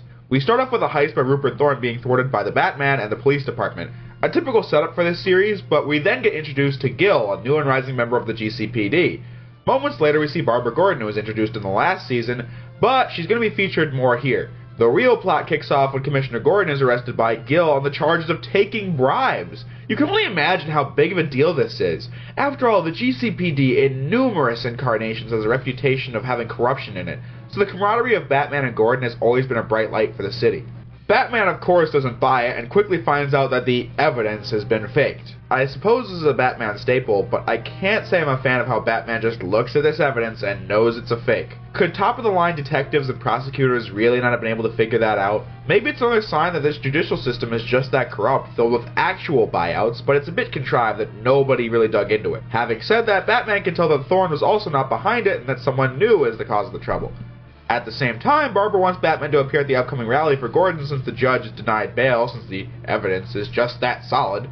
But Batman says he has better things to do and decides to rely on one of his trusty disguises to infiltrate the ranks of the new gang. I said it during Robin's Reckoning, and I'll say it again here. I love the idea of Batman using disguises to get by, since it shows how varied his tactics are and how willing he is to get his hands dirty to get info. At the rally, Robin appears alongside Batman? This is because Barbara has decided to pretend to be Batman to ramp up support of the citizens. But of course, some goons arrive and shoot the place up, with Robin not managing to catch them before they escape. In contrast to the evidence Batman looked at, Robin and Alfred managed to do some good detective work since they were looking at the news broadcast of the event and Gil was seen ducking before any bullets were fired. See, this is all I'm looking for, some kind of detail that the incompetent police overlooked. Batman and company are obsessed with details, so scrubbing through the footage a million times makes sense for them. However, these police officers were there in the moment and probably wouldn't need to do that. So there's a reason why a mistake would be made. When trying to help Robin, Barbara got a good look at one of the crooks at the rally, and that very guy is at Gil's apartment. So yeah, Gil's up to no good. This is a bit of a plot twist, but it doesn't really blow your mind because Gil is a new character that was only introduced like 20 minutes ago. That and something similar was done in Mask of the Phantasm with Arthur, the guy who sold out Mr. Beaumont's location to the mob. While in disguise, Batman gets captured since this Batman isn't perfect all the time, and I like that. This is how we find out that Two-Face is behind this, whether it be Gil's rising power or Gordon's fake evidence, and so on. Part 1 comes to an end with Batman currently out of the picture as Barbara is now going to become Batgirl to investigate Gil in the next episode. I know there was a lot of explaining just now, and that was due to the fact that this episode has many events to talk about. Part 2 is pretty basic by comparison. Batgirl and Robin fight over who's going to go after Gil, but both find out that Two-Face is behind this as we see him controlling Gil, but they get caught as the tunnel they're in gets blown up. With Batgirl making it out, but Batman and Robin get swept away by some water, meaning they have to find their own way out. Now that they don't need Gordon anymore, Two-Face plans to execute him, but Batgirl arrives to stop them, with Batman and Robin jumping in to help out Batgirl as she finishes off Gil. Although I have to ask what happened here, since Gil clearly saw her face, but he never appears again, so did he lose his memory after the fight, or what?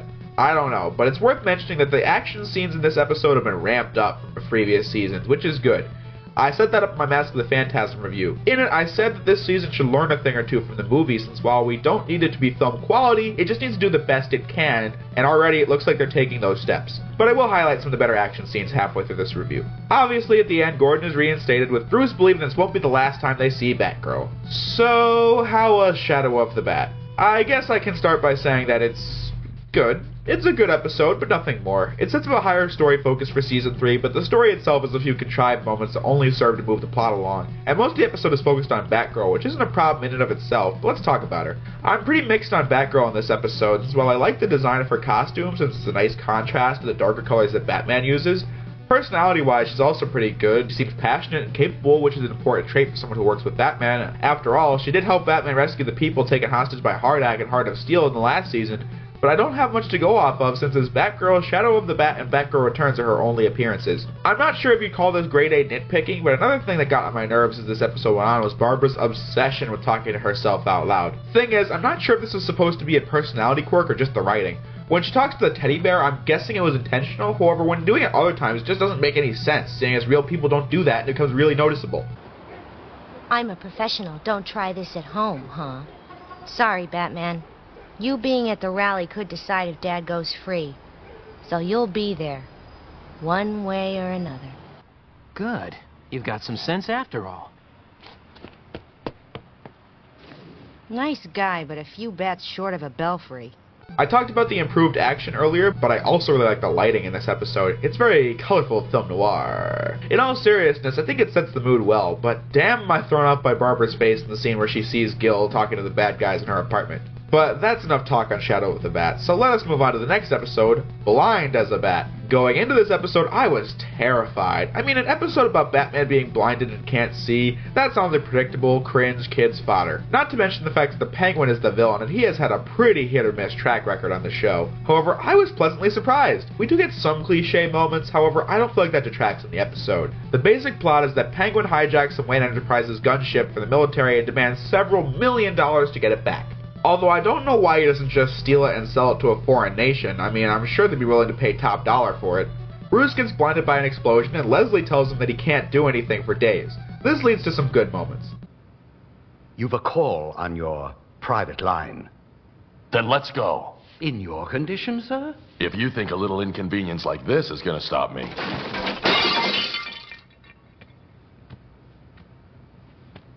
Indeed. But I really do like how he finds a way to see by using his tech from the weapon that Penguin stole, which he somehow connects to his brain, and of course, Leslie says, I still think this is a terrible idea. I mean, using electrodes to connect this gizmo directly to your brain's optic center?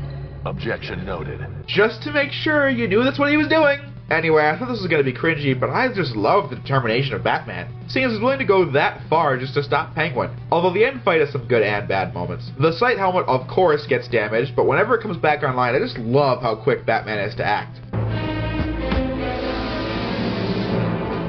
What's the matter, Bat? But then stupid stuff happens, like when Penguin runs out of ammo right when he has the perfect shot. But Batman then decides to rely on his other senses to win in the end, which is good. It's not a big or important episode, but I enjoyed it nonetheless. I'm glad it was a relatively insignificant episode, since now we're getting into the real plot of the season with The Demon's Quest Part 1 and Part 2. In the Volume 2 episode, Off Balance, Batman was introduced to Talia al Ghul, who had betrayed him in the end, with her father, Ra's al Ghul, Ra's al Ghul, in the ending saying the war was far from over. Well, here we are. The first few minutes of this episode are really on point. Robin returns to his college dorm room only to see this, as they shoot him and take him hostage. Batman and Alfred talk about how nobody has seen Robin or Dick Grayson in weeks, only for Batman to receive this in the mail. So in the first few minutes we have Robin being kidnapped, Batman being given a photo of him tied up with a knife to his throat, and Ra's walking into the Batcave knowing who Batman is? So, they know your identity, Detective. Who are you? How did you get in here? That's an opening if I've ever seen one. Evidently, Talia has been taken as well, and that sets up the plot, not before introducing us to Ubu, Raish's bodyguard. Right off the bat, I'm already interested in Raish, since he tells Batman a quote that Napoleon once told him, and he says it in such a nonchalant tone that it's almost like he was there personally to meet with him. From there, Batman has to survive a few nasty encounters, but it doesn't matter because Robin's life is at stake. Someone who Batman is willingly allowing to be involved in these dangerous acts. So I'm glad to see that he doesn't hesitate one bit at the thought of traveling across the globe to find him. If Arkham Knight's Batman was that resourceful, I'm sure it would have been a much different story. Speaking of Arkham, we do get to see more of Batman in action in this episode, with the part after the plane crash in the mountains feeling straight out of an Arkham game.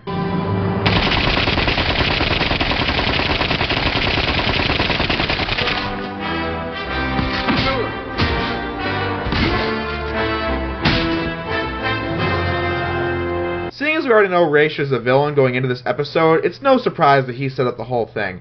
But I'm pretty impressed at how subtle the whole episode is. Batman makes real deductions based on the things that have happened already to say that he knows Raish is the one behind it all. Things you could have picked up yourself. Like how Raish says that Robin and Talia were abducted on the same night, but there isn't a reason as to why he would know that fact in particular. This is a big part of a detective storyline, and I'm glad the writers thought this through. The real plan was for Raish to find a male successor to carry on his legacy since he himself is dying. Of course, Batman declines. Not before one of the best moments all season. Every time Batman would step ahead of Raish, Ubu would push him back. Infidel. Forgive my servant. He feels that no one should precede me. Call it overzealousness.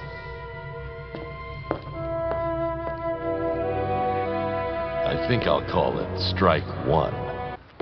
Infidel!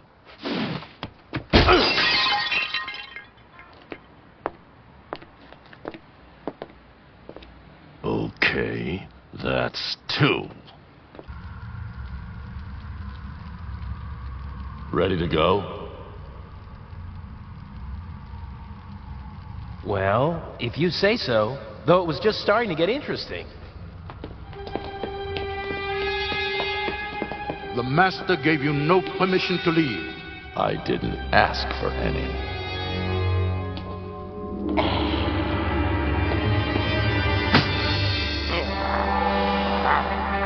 And that's 3.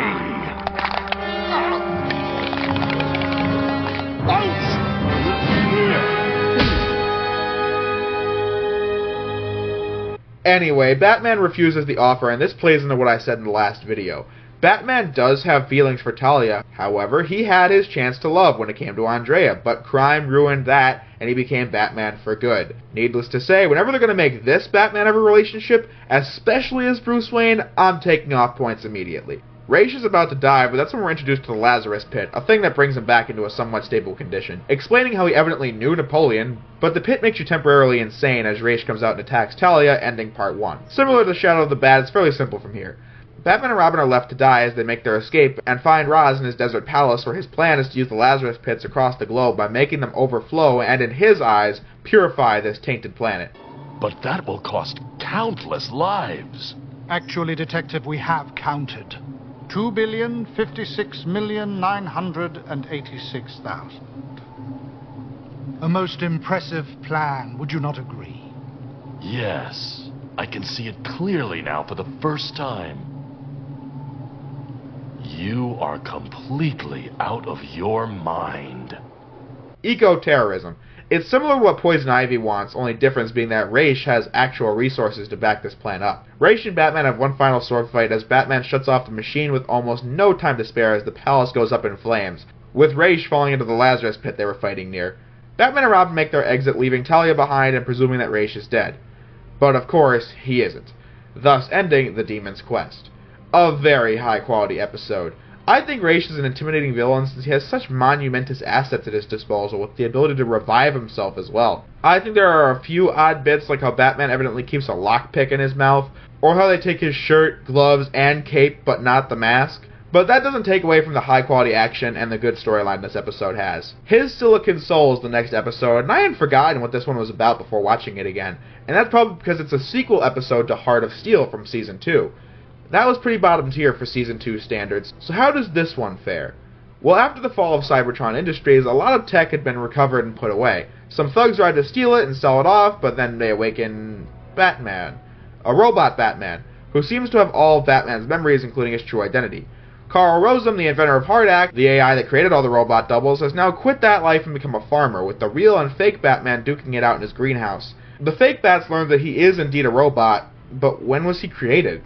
Well, at the end of Heart of Steel, Hardak, in an attempt to savor what was left of the exploding resources, had copied Batman's data and made a duplicate of him waiting for the right time to awaken, with the plan being to wipe out humanity and replace them with robots. A pretty cliché plan, if I do say so myself. In the end, Batman and the robot have a fight to the death with what has got to be one of the most rushed endings in the history of BTAS. Earlier in the episode, the robot saved Rosem for no real reason, but it turns out that he has Batman's drive to not kill. Why? I have no idea. In fact, where did this fake Batman get the gadgets from? We're told that he only has data in his, hard drive, but not real memories. But where did the data of Batman being Bruce come from? Actually, now in a bit of post-production, I just remember, didn't the robot girl at the end of Heart of Steel Part 1, get inside the Batcave? I think that's what happened. That's probably the answer to that question, so I guess I'm lucky I didn't put too much stock in that in the script. Back to the climax, Batman uses this fact to fake his death to play to this weakness. I'm going to play everything that happens from this point to the credits. You can't do it. Hardak built you well. Perhaps even better than he could have imagined.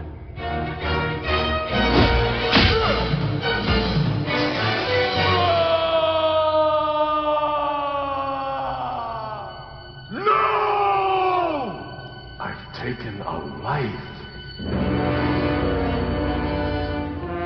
I killed a man.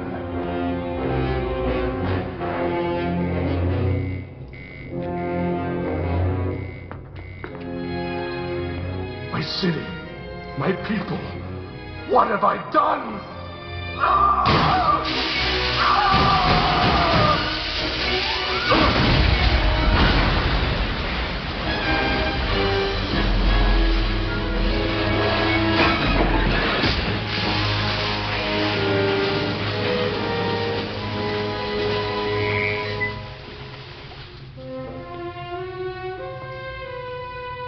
Master Bruce?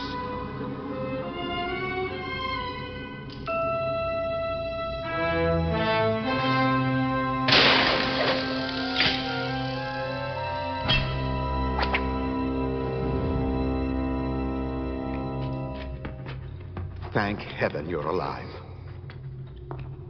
It would appear, sir, that it preferred to sacrifice itself rather than allow innocent lives to come to harm.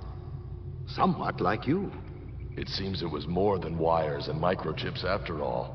Could it be it had a soul, Alfred? A soul of silicon. But a soul, nonetheless.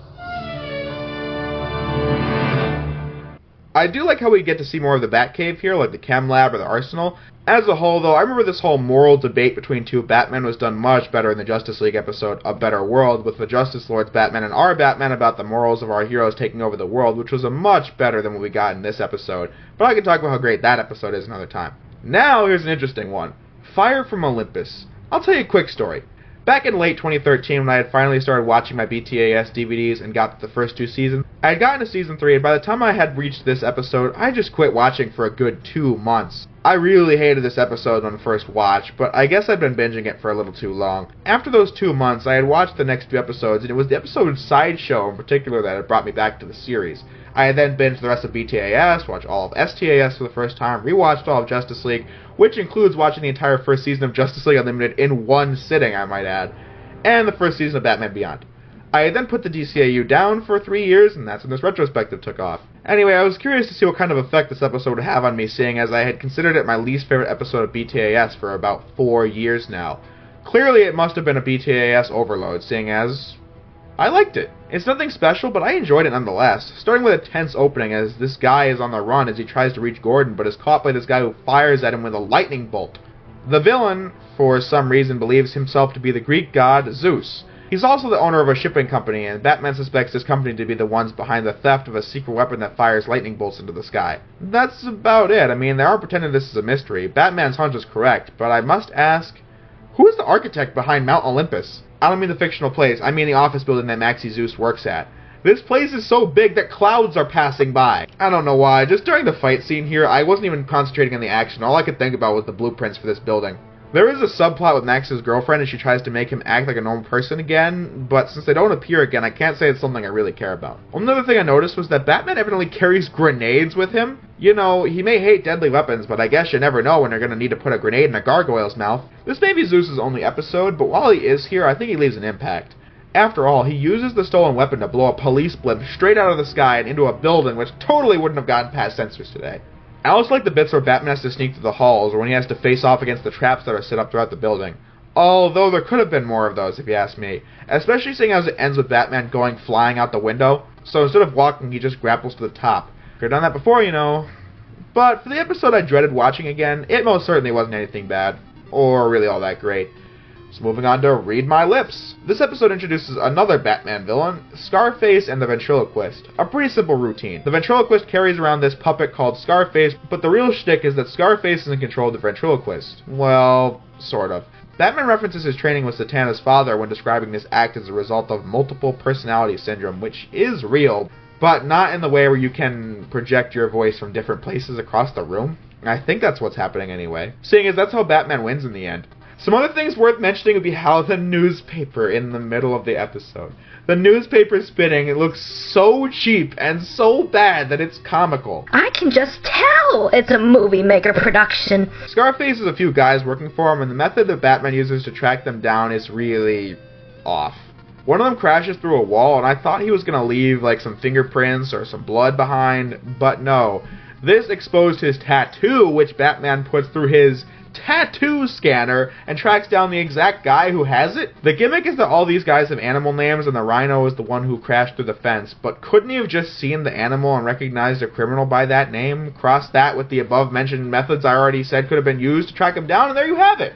Here's the thing. A tattoo scanner isn't stupid in like Brave of the Bold or the 60s show. You want to see stupid stuff in that. It's funny. But guys, BTAS is often praised for the detective elements, so I'm going to call it out when something really contrived like that happens. In the ending, Scarface is destroyed, but the Ventriloquist is building another one well in Arkham, and that's about it for him. I enjoyed this episode since Scarface himself was quite a good villain, most likely due to the vocal performance from George DeZando, who plays both Scarface and the ventriloquist.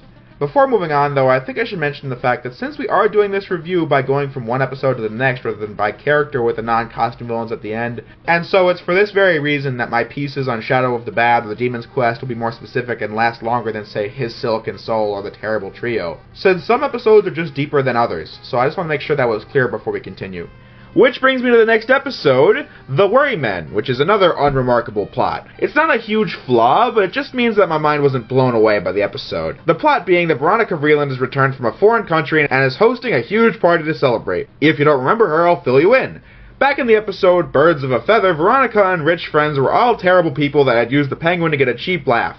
When she apologized at the end, I thought that was the end of her character, but I was actually wrong. She's back and makes like 2 or 3 other appearances this season, as well as being in Sub-Zero and a few episodes of TNBA.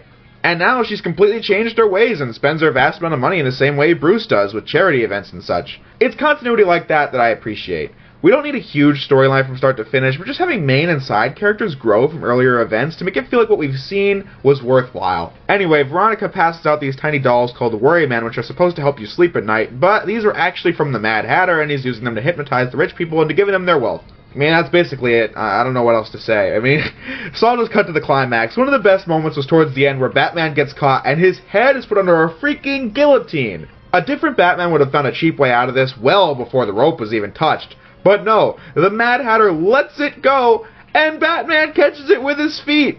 But I will not be denied. As the great Lewis Carroll said, 1, 2, 1, 2, and through the vorpal blade went snicker-snack. He left it dead, and with its head, he went galoophing back.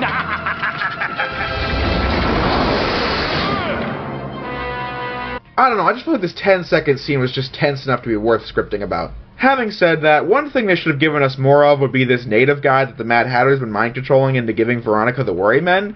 He's in a scuffle with Batman at the beginning, where Batman has to stop a chandelier from crashing into the party, which is a good scene as well, since Batman has to use every last ounce of his physical ability to save the day in a way other heroes wouldn't have to, which will be something this Batman has to deal with as he stands toe-to-toe with gods and aliens. Anyway, the native guy helps Batman by giving the Mad Hatter a Worryman shaped out of Batman in the end, which is a good ending, but he still could have used a bit more development.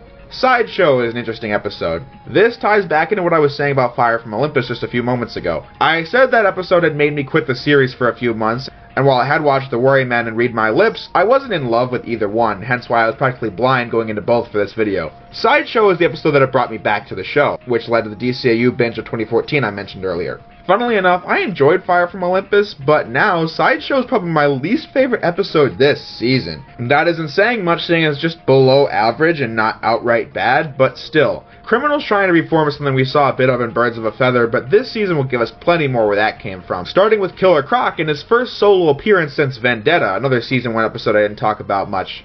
Right off the bat, Croc is under police escort and he escapes with Batman immediately arriving to stop him. With this comes a pretty good action scene on top of the train that's a bit too short but was fun nonetheless, which results in like 5 minutes of nothing as we see shots of Batman going after Croc and Croc getting away. Croc falls into the river and is rescued by some half-boy, half-fish and taken to this house of circus freaks who saved their money and left the business. The really big guy, the girl with 2 heads, the fish boy, and the guy who runs it with mouse teeth. What I remembered about this episode is that we got to see the human side of Croc, and it was sad that Batman had to ruin it.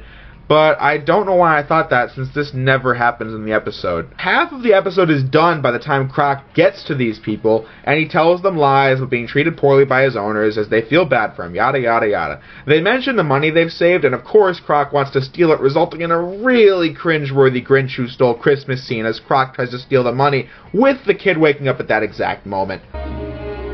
Croc? What you doing? We're looking for a blanket. I'm cold. I'll find you one. I got it, Shorty. You know, Croc, I know you feel a little funny being here, but it's great. It really is. No one stares at you, laughing, making you feel bad.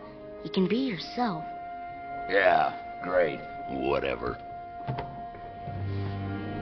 So, if we were supposed to see the humanity in Croc, this episode really blew it, since the last few minutes are solely spent on Batman and the undeveloped circus folk fighting with Croc. Of course, ending with him going to jail. Like that. We could have helped you. We could have done something. You said you can be yourself out here, remember? I guess that's what I was doing. Being myself. I say this episode is one of the weakest this season because of the fact that I can think of a few ways to make this episode better right off the top of my head, which is not a good sign since that's not my job as a viewer. Or even a reviewer for that matter. I mentioned that we got several minutes of the Batman croc chase at the beginning, but this still adds nothing to the story they were trying to tell and is nothing more than filler. The time could have been spent developing the circus family and showing maybe some of the tragic accidents that led to them being in the condition they are today, making the success they earned something to be happy about. Croc knowing this could make him feel bad about trying to rob them blind, but he does it anyway because it's the BTAS formula that crime always pulls these people back in a tragic way. If you really wanted the chase to show Batman navigating his way through terrain he's unfamiliar with, then make this a 2-part episode or something. Cut a filler episode like the Terrible Trio out of the roster and make space for this. That's about all I have to say in regards to Sideshow, so let's move on to one of my favorite episodes of BTAS, A Bullet for Bullock.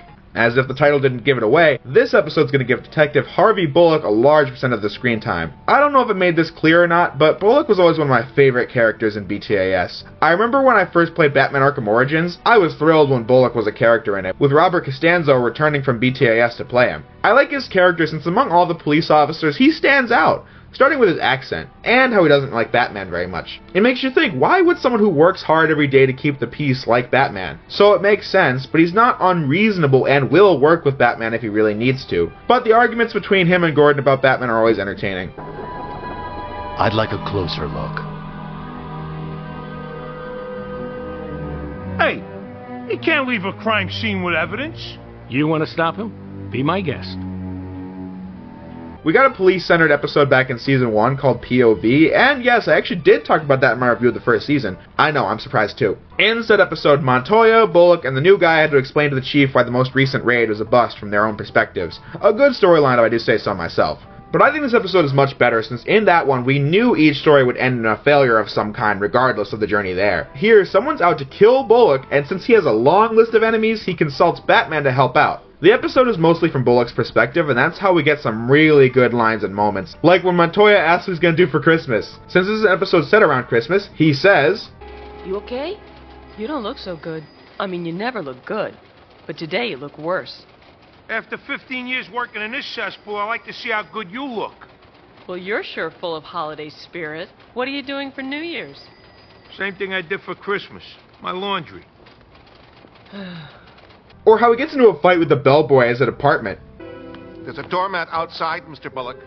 Really? I thought you were the doormat around here, Nivens. Don't crowd me, Dork, or I'll wipe my feet on you. Take out your garbage once in a while. Your apartment stinks. I won't have roaches in my building. And turn the heat down when you're out all day! Happy holidays, Nivens. His apartment is literally infested with cockroaches and old pizza boxes. Seriously, never a dull moment with this guy. Anyway, Batman suspects that a recently released prisoner called Vinny the Shark is behind this since Bullock put him behind bars to begin with. Which leads to an awesome team-up between Batman and Bullock as they take the Shark and his men down with some great music accompanying it.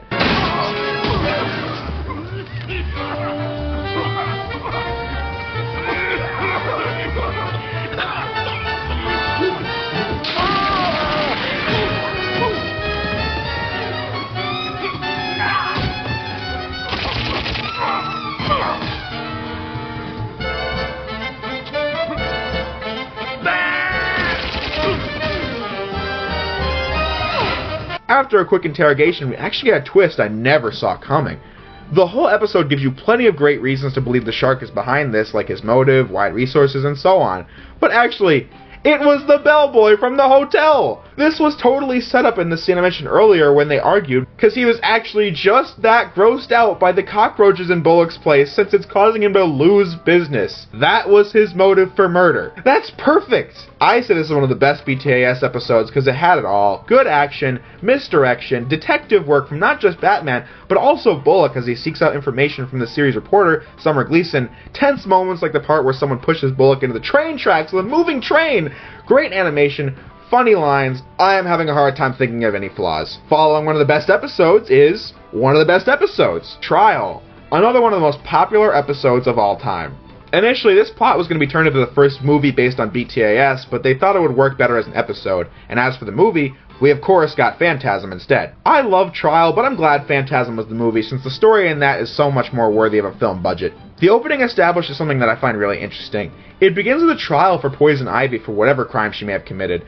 The prosecutor is Janet Van Dorn. She made a cameo back in Shadow of the Bat stating that the evidence against Gordon was solid, but she gets way more screen time here. Janet pleads guilty with a life sentence in prison for Ivy, but the judge rules that Ivy can only be returned to Arkham for possible rehabilitation since she was apprehended by the Batman and not by a legal officer. So as a result, the evidence isn't solid since a non-law operative was the one who collected the evidence. I like how they show that Batman has negative effects in this legal system, but on the other side of the coin, Batman is the reason they can even stand a chance against these gangs and psychopaths. Anyway, Janet thinks that Batman is the reason why Gotham is a cesspool of psychopathic supercriminals, that his existence provokes these people into doing what they do. This is an angle that many incarnations tackle, the idea that Batman is as crazy as the people he fights. However, the difference is that he rises up above these temptations and doesn't become the monsters they have. Back to the plot, Two-Face, Mad Hatter, Harley, and Ivy all plan a breakout from Arkham as they capture Van Dorn while she was on a date with Bruce Wayne of all people, leading to Batman investigating the kidnapping, but he gets kidnapped himself. All this happens pretty quickly, but I'm glad because it begins to get more screen time for the setup. Scarface, Harley, Ivy, Two-Face, Scarecrow, and the Riddler agree with Janet that Batman is the reason they turn out this way, so they decided they would hold a trial in Arkham. Scarface is the bailiff, Two-Face is the prosecutor, Batman is the defendant for the crime of ruining their lives, and Janet as the defense. But who will be the judge? And now all rise for the most honorable, most benevolent, most merciful Judge Joker!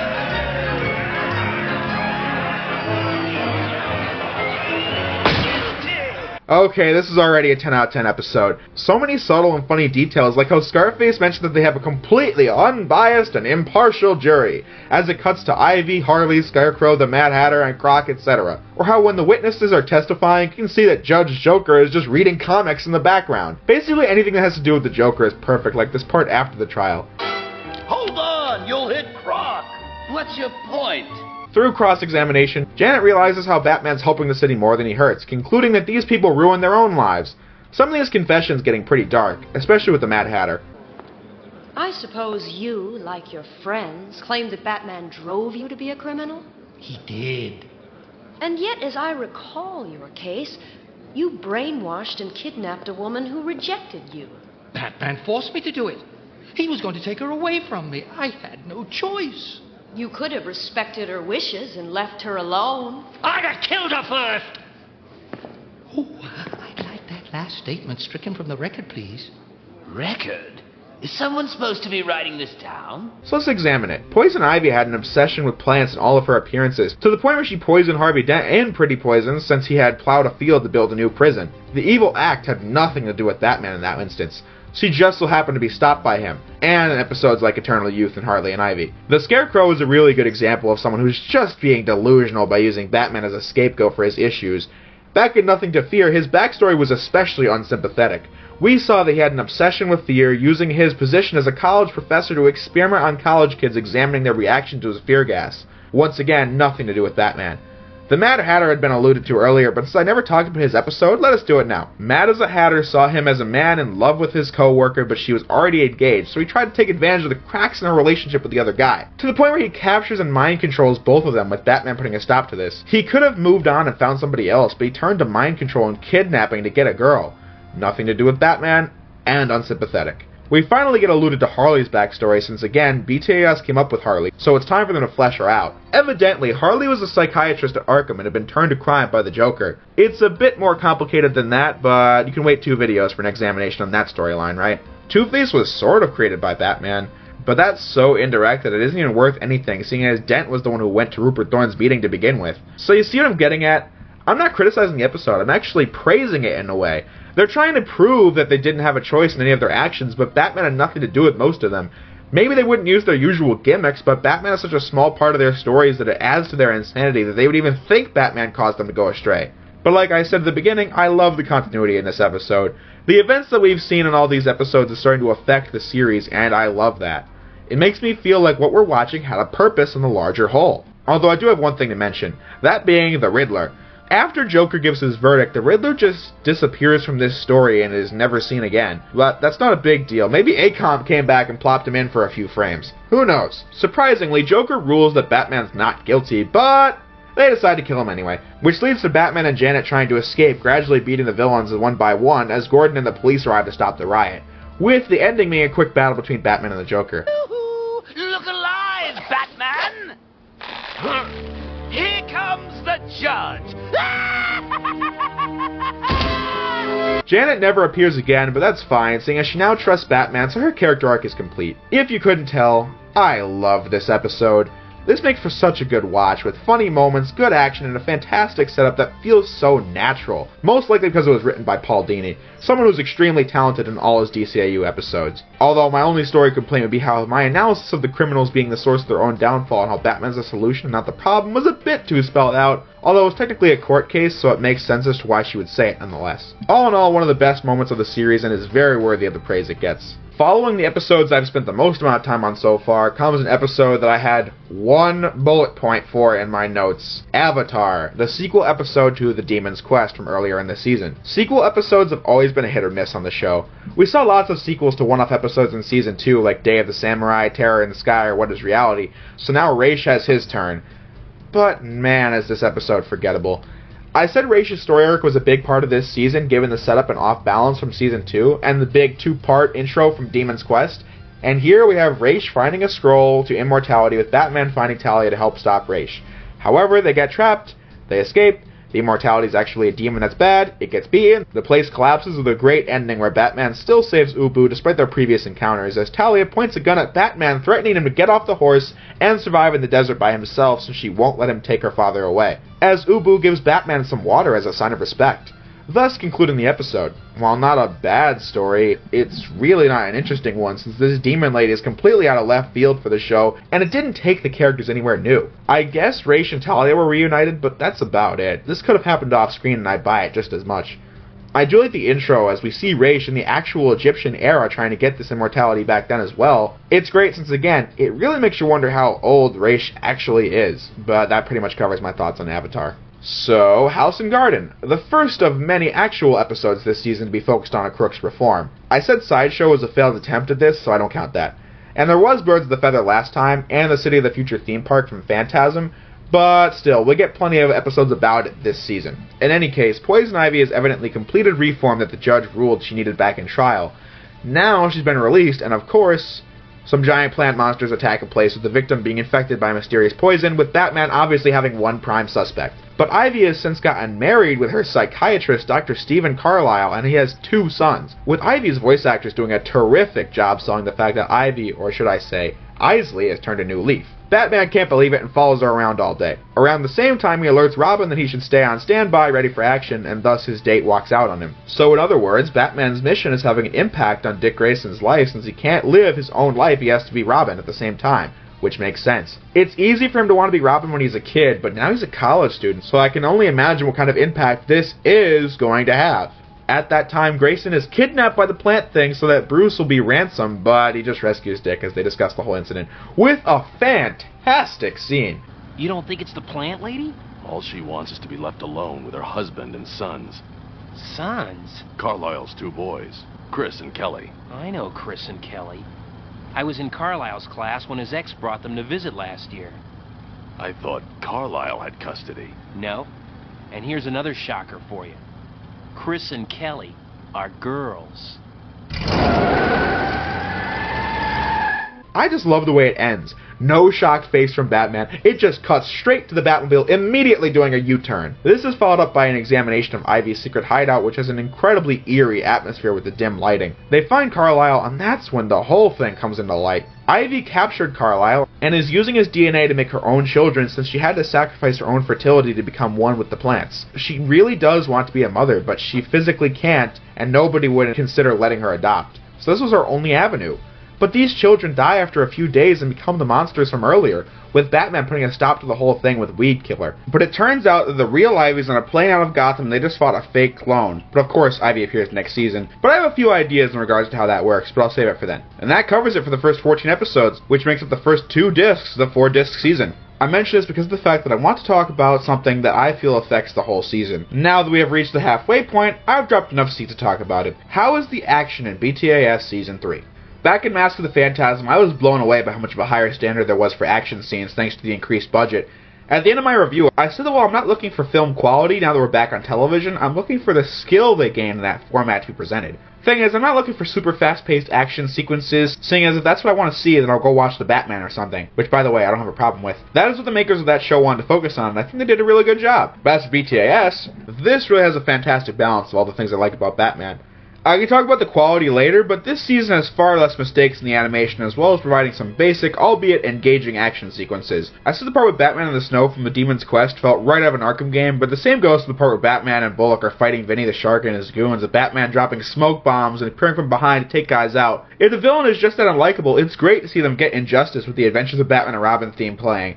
Again, it's the little things. Nothing is too special about Batman tossing Maximilian over the table and fire from Olympus, but it just adds the extra flair to a good story, and that's all I'm looking for. Seeing as this is the halfway point of the season, I think this serves as a good stopping point. The timestamp below will bring you back to this point, starting with the 15th episode, The Terrible Trio. So before I watched this episode, The Terrible Trio, I was curious to get more info on it, since it's an incredibly standalone episode.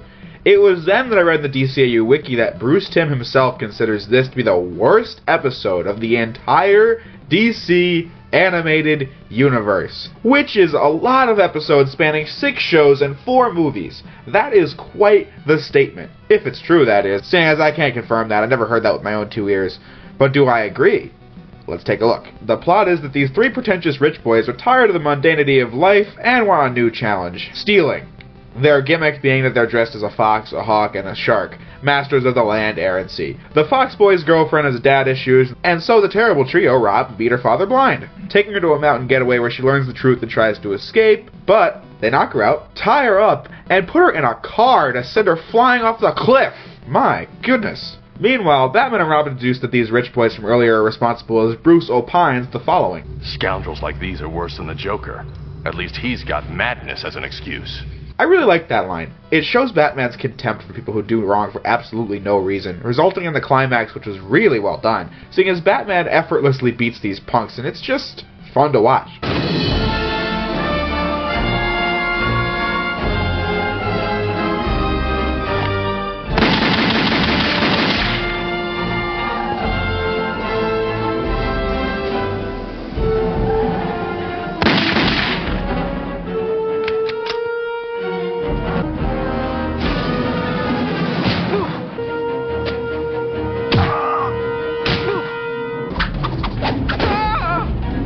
With the Fox Kid trying to buy off Batman.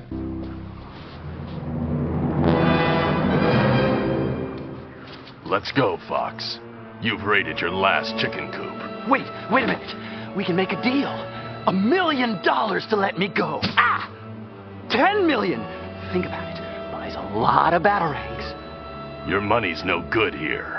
Oh no, I liked this episode. I mean, the Terrible Trio are not particularly interesting characters, but they're easy to hate with how they treat the employees at the party in the opening, making the beating even more satisfying. From a standalone episode's perspective, this episode doesn't do too much wrong. Obviously, it's not winning any awards, but there are many BTAS episodes that I'd much rather skip before this one. Next up, Harley Quinn-ade. That is how you say that, right? Here is something you should expect more often. What I mean is that Harley Quinn is a character that was created by the team that made the DC animated universe. So her design, her role, her backstory are all credited to them. I said in the Season 1 review that it's rare to have an incarnation of Joker without Harley because the combo is just that iconic. The writers loved her so much that by this season she became her own character. So in this season we get a few episodes that are more or less Harley episodes than Joker episodes, this being one of those. The intro here is fantastic, starting with a bid on an atomic bomb. Obviously something that fetches for a good price, but only one man is crazy enough to expect it for free. Gentlemen, please, don't insult me with nickel and dime bids.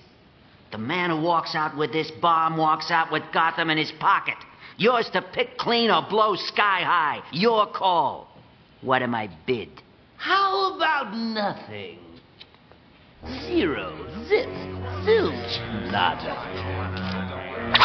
My personal check for Bupkis, drawn on the First National Bank of Squadoob.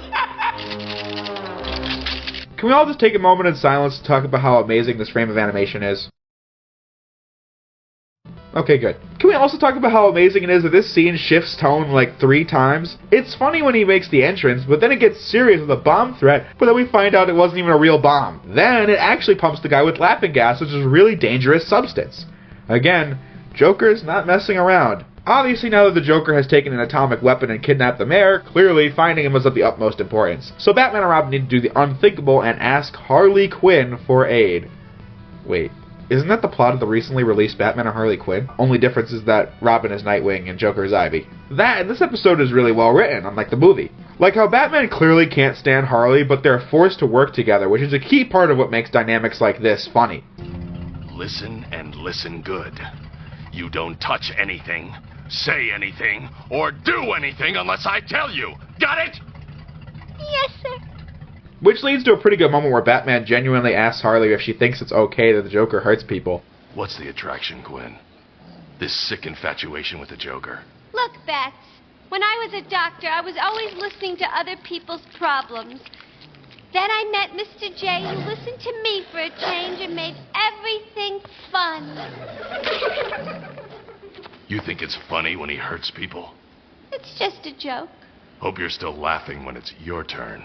Back in The Man Who Killed Batman and Harley and Ivy, we got our first looks at the abusive side of the Harley and Joker relationship, and this time we're getting told about this backstory where she was a doctor at Arkham, which again, that relates back to what we were hinted at in trial, but we will get more of it later. So clearly they're going somewhere with this. Anyway, the antics in this episode are such fun to watch, since you never know what side she's really on, which leads to this big fight scene in a bar following a dance number, which I can talk about at a much later date. But I will. Trust me. I will. But then it cuts back to Joker, and this 2-second frame here of Batman and Joker are fighting just kills me every time. But in the climax, Harley doesn't want to destroy Gotham since all of her friends in Arkham would die, so she decides to ruin the plan, which starts one of the funniest scenes in BTAS, since it's the very definition of slapstick.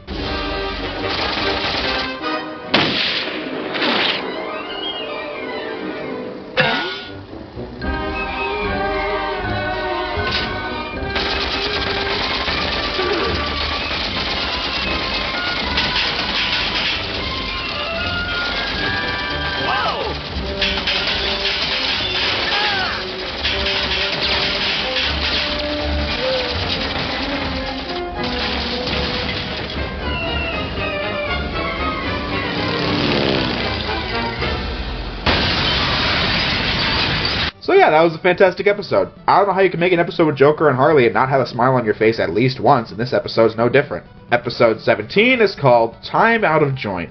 Production-wise, this is the first episode to use the Adventures of Batman and Robin opening and credits. Beyond that, it's a pretty boring story. In Season 1 we got an episode called The Clock King, and I must say, when I first watched BTAS all the way through, I was a bit disappointed that the Clock King wasn't nearly as memorable as he was in The Brave and the Bold.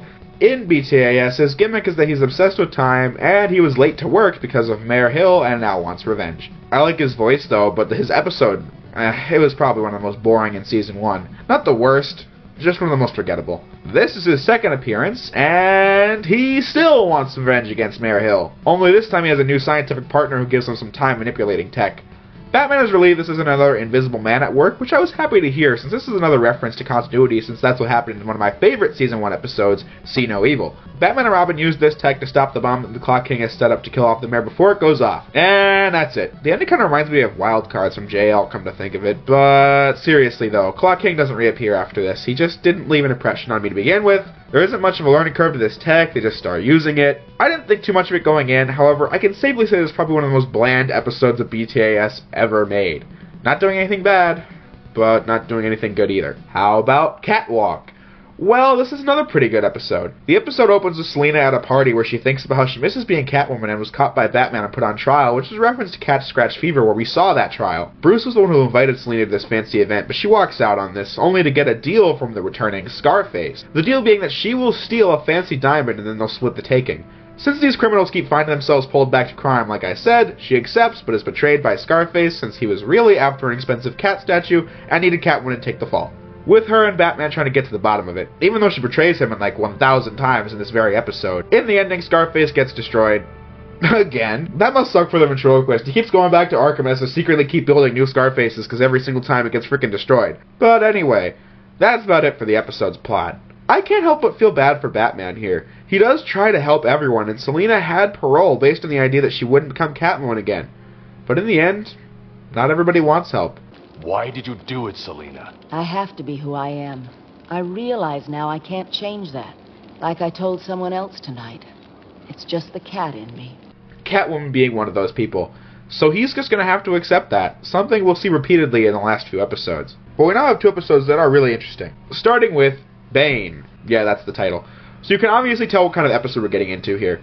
Before I talk about that, I figured I should mention that when this episode aired, Bane was not a well-established Batman rogue yet. His debut was only a year or so before this episode, so there wasn't much precedent for how to write Bane. In BTAS, Bane has been hired by Rupert Thorne to kill Batman. That's basically the conflict, with some great moments, like when Thorne is training to be stronger and the guy goes, "Come on, boss. No wonder Batman's running rings around you." You think he hit the punching bag, but then it cuts back to him and he punched the guy out. Candace, when Jake here comes around, tell him he's fired. Anyway, Bane hits it off with Candace, who is Thorne's assistant in Two-Face, and they even plan to rule Gotham once Batman's dead.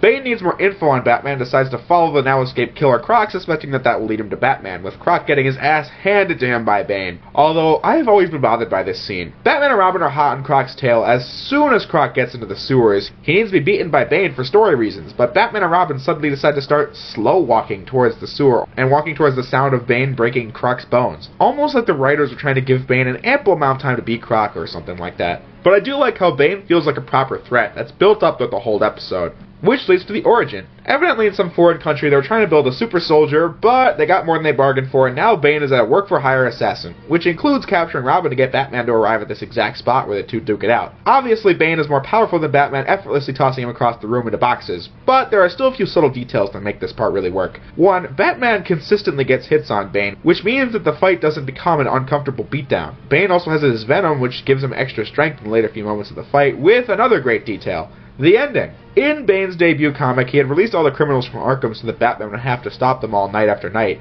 with Bane waiting for him back at the manor to fight a weakened Batman. Here, this isn't the case. So Batman does something extremely resourceful when Bane's about to break the bat. Although the way the next scene keeps spastically cutting to Bane is just funny to me. Albeit gross to think about, seeing as he's getting that much of a venom overload. So that was Bane. I really enjoyed it. Bane will go on to make a few more appearances next season, as well as appearing in both STAS, Batman Beyond, and Mystery of the Batwoman. These events aren't usually referred to when it comes to Bane and BTAS, but it still serves as providing the backstory for this character, all the while making entertaining action scenes and high stakes. Thought you might like to hear this, Rupert. It's a new release. Maybe we'll call it Better Luck Next Time.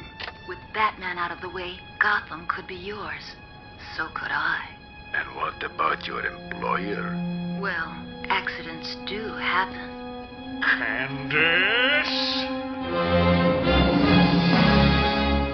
One of the most beloved BTAS episodes of all time goes by the name of Baby Doll. I remember watching this episode back on the Hub channel in like 2012, and man, is this ending unforgettable. But I'm getting ahead of myself. I think the plot speaks for itself in regards to why this episode has legendary status it does. So let's dive into it. Starting with an actor being captured by this little girl, which cuts to Batman and Robin looking into the fact that several actors from the old show Love That Baby have gone missing. Love That Baby being a Full House type sitcom if it wasn't obvious. The star of the show, named Mary Doll, who looked to be a child, was actually not. She suffered from an extreme case of systemic hypoplasia. In this show, the condition means that she never grew past the age of about 5, despite being about 30. Systemic hypoplasia is actually real, but it just means that some organ tissue will be underdeveloped. Not to this extent. But it's somewhat based in reality, as opposed to what happened in Perchance Dream, where evidently you can't read in your dreams or something like that. Once another member of the old cast is kidnapped into the watch of Batman, Robin, and Bullock, it's clear what's going on. Mary Doll is capturing the old cast members for a reunion of sorts, kind of like the Clue Master in The Batman. Things start to get interesting once Batman and Robin dig into the old show, that being Mary Doll herself and what got Love That Baby cancelled. The show had gotten really stale and repetitive, so the ratings were dropping like a rock. In a last-ditch effort to save the show, the producers added a little boy character to counter Baby's antics, even upstaging her on the birthday episode. Mary Doll was so enraged by this that she quit the series and was instantly cancelled, with Doll pursuing a career in drama, but it just didn't work with flop after flop. Mary Doll had been typecast and had just thrown away her one-hit wonder. Since the cast refused to come back peacefully, Baby has now captured them all to force them into a reunion, or else she's gonna blow their heads off. Sounds silly, but let's discuss that last paragraph. I like the accuracy to real life, since it's common to see new characters added to a show when they run out of ideas with the existing formula. While I'm not entirely sure, wasn't that what happened to the 60s Batman series when they added Batgirl to the last season? This effect is called Cousin Oliver syndrome, when that character was added to the Brady Bunch. And what's funny about that is that Robbie Riss, the kid who played Cousin Oliver, is playing one of the cast members from Love That Baby. This episode is littered with film trivia, like how the play Mary Doll pursued after the show was the Shakespeare play Macbeth, which is funny since that play is evidently considered unlucky. See, I told you I love the DCAU wiki, learning all kinds of facts that I never knew I wanted to know. Doll being typecast must have been especially heartbreaking since she isn't just a recognizable face, that's something that can be overcome. Mark Hamill is known for his role as Luke Skywalker, but has also played a villain in the classic live-action Flash series, as well as being the Joker here in the DCAU, and he's now known for being the Joker just as much as he is Luke Skywalker, which are two completely different roles. But this is a bit different. Not only do people know her from this show, but you just can't cast someone who looks like her. Someone who has this condition would stick out like a sore thumb in any kind of role, no matter what it is, unless she's playing a little kid. And I could only imagine what kind of effect this would have on somebody, especially when she's like 30. That's a long time to deal with looking like a toddler when you really aren't. I know it sounds dumb, but I just find it really tragic. But her attitude was also horrible at the same time. The other cast members reflect on the show and talk about how miserable she was to work with because of her obnoxious personality. So it's hard to know what exactly you should be feeling at this point. Anyway, Batman and Robin bust in to save the day, with the top of the screen going to hell for a few frames there, but Baby escapes into the crowd at the festival. So Batman comes up with a genius strategy. He stands where everyone can see him and watch him and take pictures, etc. There's only one person in this crowd who wouldn't want to do that, and that'd be Baby herself. That's how he tracks her down to the Tunnel of Mirrors. Look. That's me in there. The real me. There I am. But it's not really real, is it? Just made up and pretend like my family and my life and everything else. Why couldn't you just let me make believe?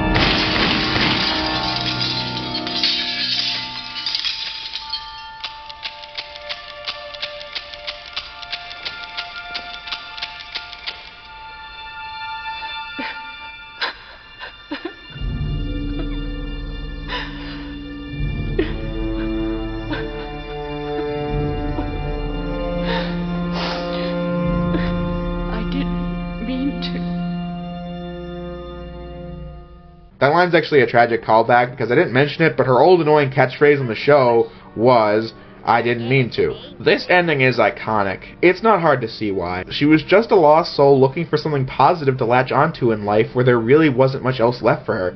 However, I have to disagree that this is top 5 BTAS material, possibly even top 10. For many, this is one of the best episodes. My problem here is that she isn't entirely sympathetic. The sympathy part really comes into play at the end. The whole typecasting situation was something I had to ponder on myself, and they didn't really do a good job of selling the tragedy of it in the episode. In addition to that, keep in mind that Mary Doll was the one who walked out of the show and canceled it when she didn't have enough screen time. That's not exactly a situation you can sympathize with, since it's really selfish and unlikable. So it's a double-sided conflict, to the point where I'd say it's very up to interpretation as to what you should feel by the end of this episode. Don't take what I said about this episode not being top 10 seriously, though.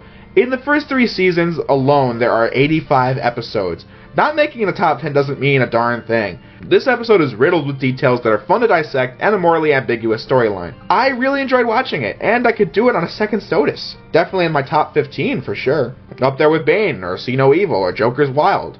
Episodes that I really enjoy, but don't immediately think of on the subject of BTAS. Now that I've spent so much time on Bane and Baby Doll, the next episode is The Lion and the Unicorn, and it's gonna be quick. I had almost no recollection of this episode when going into this video.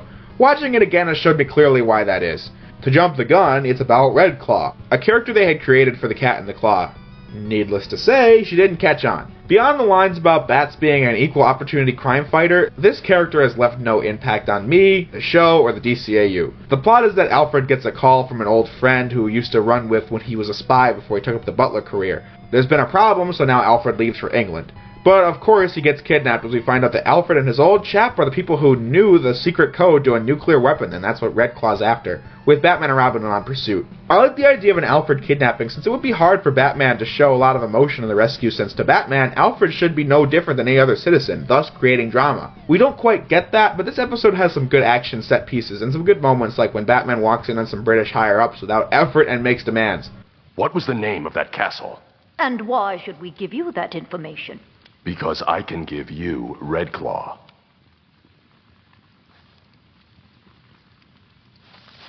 Blairquan. Castle Blairquan on the west Scottish coast. It was the base for Project Excalibur. Blairquan is the last of our land-based missile silos. Do you think that's what Red Claw is after? Apparently so. The climax is about as anticlimactic as you can get, though. Red Claw is literally in the Batwing trying to stop Batman from destroying the missile, and she even takes off his freaking mask! But they don't do anything with that, and the episode just ends after the day is saved, and that's it. I can't say I didn't enjoy watching this episode, because I did. It was good, but once again, nothing special, with some bad moments. Showdown is the finale of the Ra's al Ghul story for this season, and it's interesting. But I do have an issue. The episode focuses on Ra's as he busts an elderly guy out of retirement, which prompts Batman to tell Robin of an old folktale. This is the setting for the episode, as we see Ra's, who is once again shown to be God knows how old, since he was alive for the westward expansion of the United States in the Manifest Destiny era in the 1840s. In the last season, we were introduced to Satana, another DC character. This episode does the same thing, since it's from the perspective of Jonah Hex, who's a character who lives in that time period as a bounty hunter. This is significant since even in BTAS, the show is moving beyond Gotham. I enjoy a lot of the details in this episode. Ra's is very against the railroads and destruction of the natural resources, and that works really well with his character since in The Demon's Quest we saw how he hated how our world had become more industrial. I like how he gets mad when he sees his partner Arcady Duval is whipping the workforce, showing that he also is against slavery, which also works with The Demon's Quest since he wasn't shown to be a total dictator. He just had evil plans. Jonah Hex is here to kill and collect the bounty on Duval, which results in a fun escape from jail and a sword fight on top of Ra's blimp. The story ends with Ra's plan to stop the railroad failing and Duval being taken in by Jonah Hex, which brings us to the present day, where we find out that the old man that Ra's had taken is Duval, and we also find out that he's Ra's son. He had to serve a sentence for several decades and actually lived it through and is incredibly old, with Ra's asking Batman if he can just take his son and go home. Batman actually agrees with that, and I really enjoy that ending. A good story as it fleshes out the world of the DCAU even further, as well as adding to the Ra's lore, but I'm not a fan of this as a conclusion of the Ra's arc. If my idea that the Ra's story is the big plot for Season 3, then I find it really lame how it got set up and off balance, the first big encounter in the Demon's Quest, more build-up in Avatar as Ra's is still on the loose, here it ends the flashback episode. I would have preferred a grand finale, personally, however we do get an episode of STAS all about Ra's, as well as Batman Beyond episode that offers some finality to the story, so we'll have to wait for then. With that said, we now have 3 redemption gone wrong storylines in a row: The Riddler's Reform, Second Chance, and Harley's Holiday. We already saw Birds of a Feather, Cat Scratch Fever, Sideshow, and House and Garden already, so we already know how these plots are gonna play out. But how are they handled? The Riddler's Reform is a pretty basic one. The Riddler's now working for a toy company that will actually give him the residuals back for his ideas, as opposed to the toy company he worked for and If You're So Smart, Why Aren't You Rich, which is a good use for his mind. But he's obsessed with beating Batman and vice versa, so he leaves clues to crimes in these riddles as Batman feverishly tries to solve them. Once again, detective work in this episode is really well done as we see Batman trying to figure it out as he comes to a conclusion. This riddle number, I wonder why he used that. And why did he put a map up there? It's got 8 digits. So does a map coordinate.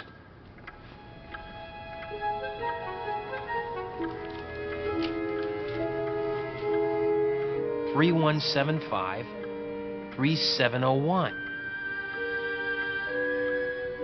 It's the downtown financial district.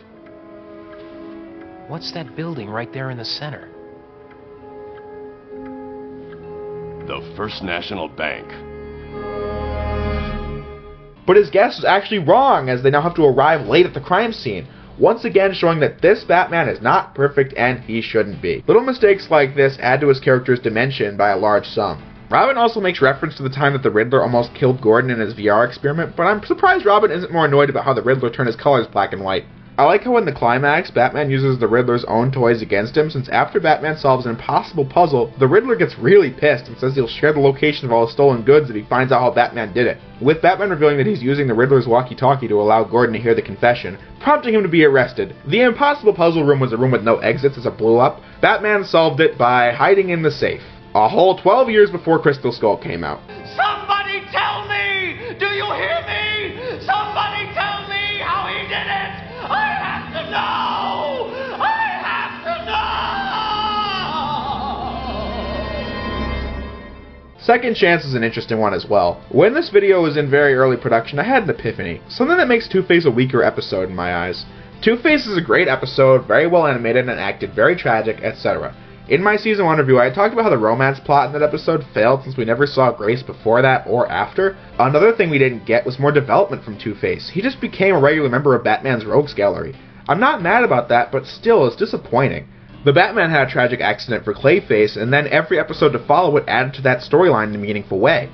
Hell, BTS does the same thing for Freeze! But we can get back to that in a few moments. Now that we have a Two-Face centered episode, I thought it was best to mention it. Dent is about to get a surgery to repair his broken mind and body, but armed goons arrive and take him hostage. Batman and Robin suspect Rupert Thorne of the Penguin will try to do this, however neither one is the guilty party, with Batman realizing there can only be one person, Two-Face. I really like the idea that the Two-Face personality would be the one to ensure this surgery to save Harvey Dent would go wrong and bring him back to the streets. Not much other depth here, though.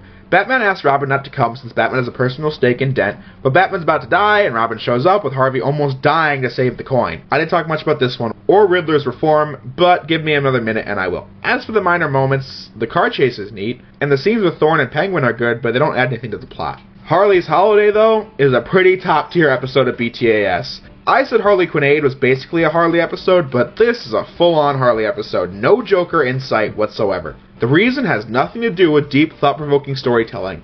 The reason is because this is one of the funniest episodes that BTAS ever made. The opening shows Batman delivering the Scarecrow to Arkham as Harley is released onto the streets as a rehabilitated woman.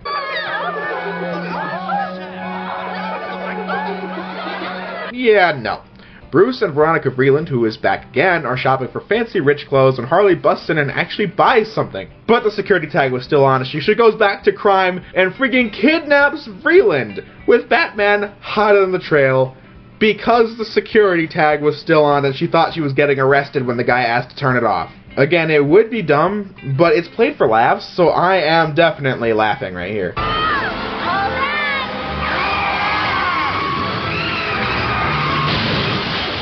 At the same time, Bullock decides he's going to get on the case and find Harley himself. But literally everything goes wrong with this guy, including the entire roof of his car being destroyed.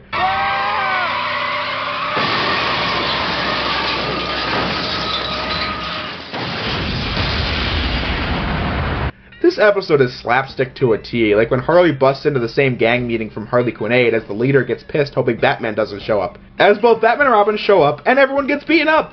The lead mobster gets his pants torn off by Harley's pet hyenas as he hijacks a fish truck in his underwear. Batman and Robin finish off the goons, and the last one left literally bangs his head into the wall so he won't have to fight Batman.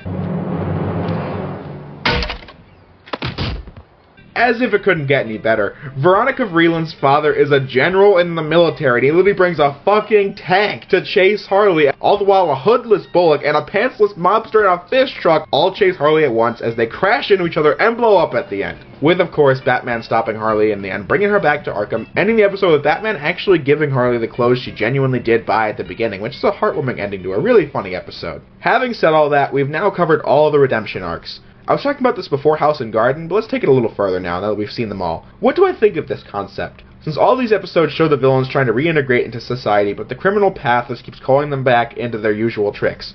I find that awfully sad for them, but what is truly to blame? You could just say lazy writing, but I do think it's good world building. It's showing how Arkham being a revolving door is a problem. So they aren't motivated to want to improve. Why improve when you can just bust out with ease? This city does not promote improvement since the wealthy elite will just look down upon the supercriminals and their reform. So if that world that makes up the only people in Gotham with good lives, why bother reforming when you'd be another poor sap that lives around Crime Alley as Appointment at Crime Alley and I'm the Night showed us? Gotham rewards corruption, so it makes perfect sense. Batman isn't the problem. Batman is a cure for the corruption in Gotham, but man is that corruption deeply rooted in everything in this city. Again, even the city can't reform itself. Look at the City of the Future theme park in Mask of the Phantasm. Even that gets corrupted. Is the ugly truth that Gotham is beyond saving? I don't know the answer to that, but that's why Batman and Gordon keep fighting, to make a positive symbol for this city, like I said back in Shadow of the Bat, inspiring the other good cops like Bullock and Montoya to take a stand as well, while also inspiring the best to other people like Alfred or Robin or Batgirl, all working to make a better Gotham in the future. So yeah, I'm a big fan of this ongoing drama. And the next episode, Lockup, is a good continuation of this. I mentioned that Harley's Holiday opened with Batman bringing in the Scarecrow, and this one opens the same way, only in much different context. In Harley's Holiday, we saw Batman bring him in as he shouts his usual speech about being the master of fear or something. This time he's begging Batman not to bring him back since he didn't break out to commit crime, but to avoid the new Arkham security guard, Lyle Bolton, who drags Crane away in a really ominous shot. In fact, when Bolton is put on before the board, all the criminals including Scarface, Scarecrow, and Harley are all terrified out of their minds at the sight of the guy. He evidently beats them for bad behavior, which he demonstrates when attacking the other guards and board members when they fire him, claiming that the Arkham staff, the GCPD, and I can't believe I'm saying this, the permissive liberal media, It all starts with the permissive liberal media, are all to blame. Can't believe they were allowed to say that. Wait, wasn't BTAS aired on Fox? In his mind, all those parties are to blame since the Arkham staff treat these criminals too well, the GCPD rely on Batman to bring them in, and the media hypes up the legends of these monsters, giving them cult status. I love how Bruce can just casually kick over the chair and that causes Bolton to trip.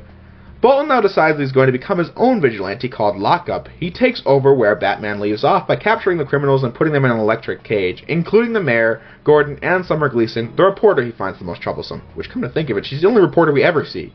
Obviously, tampering with the innocent is something Batman and Robin just can't let slide, to which they fight on the edge of a ship out in the bay. I love the atmosphere of this rusty old ship. Everything just looks used, but makes Bolton look really resourceful since he tricked it out to be this way. I also like the look of the end fight with the clouds and the water level rising, but that isn't as important as talking about the methods that Bolton uses. This is a question that both in-universe and in real life people ask about Batman. Why doesn't he just kill the Joker or the Penguin? It's all about riding the moral line and being above the likes of the Joker or Two-Face, showing this city how you should respond. Make them laugh. I say it's about time we got a dedicated Joker episode, and this one does not disappoint. Opening with a ridiculous scene where a fancy dinner is held at gunpoint. But what kind of gun? And by whom? 2 guns that shoot mustard and ketchup. The perpetrator being the freaking Condiment King. Drop your forks and prepare to cower before the uncanny Condiment King. Who is that? Some kind of nutcase. Just ignore him. Someone will call security. Hey! Hey! I don't believe this! I say cower, and you're still eating? Well, all right then.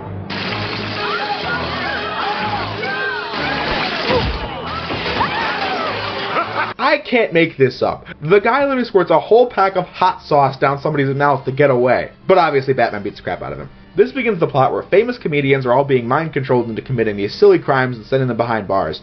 The obvious suspect being the Mad Hatter, but even he's been mind-controlled. So Batman decides to take a look into the connection between these comedians, and finds out they're all hosts of last year's comedy contest, which some random guy barged in on and made the crowd laugh. But got kicked out. I'm not sure what in the hell kind of tech this is, but I am not sure why they didn't just suspect the Joker to begin with. But yeah, it's Joker, and he is here to raid the contest yet again. I'm back.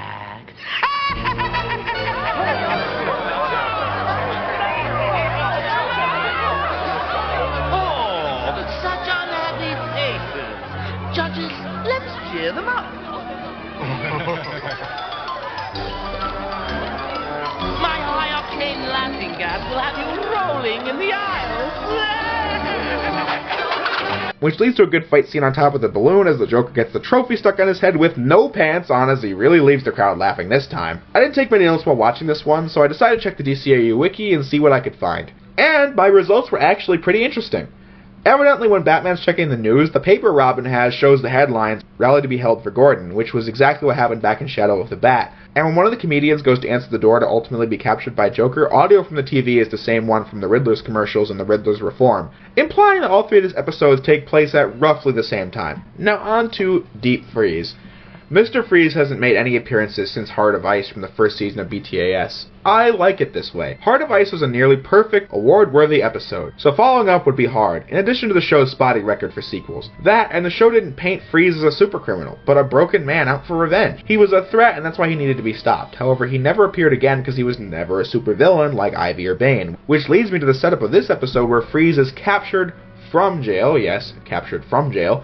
He's taken to a fancy new city in a dome with this rich guy wanting to offer Freeze a deal where Freeze will build him a suit and recreate the accident that created him, since we now know that Freeze is basically immortal due to the accident, which we will see more of in Batman Beyond. In return, Freeze can get his wife cured once and for all, with Freeze being as poetic as ever. I want to live like this, abandoned and alone, a prisoner in a world you can see but never touch. Old and infirm as you are, I'd trade 1,000 of my frozen years for your worst day.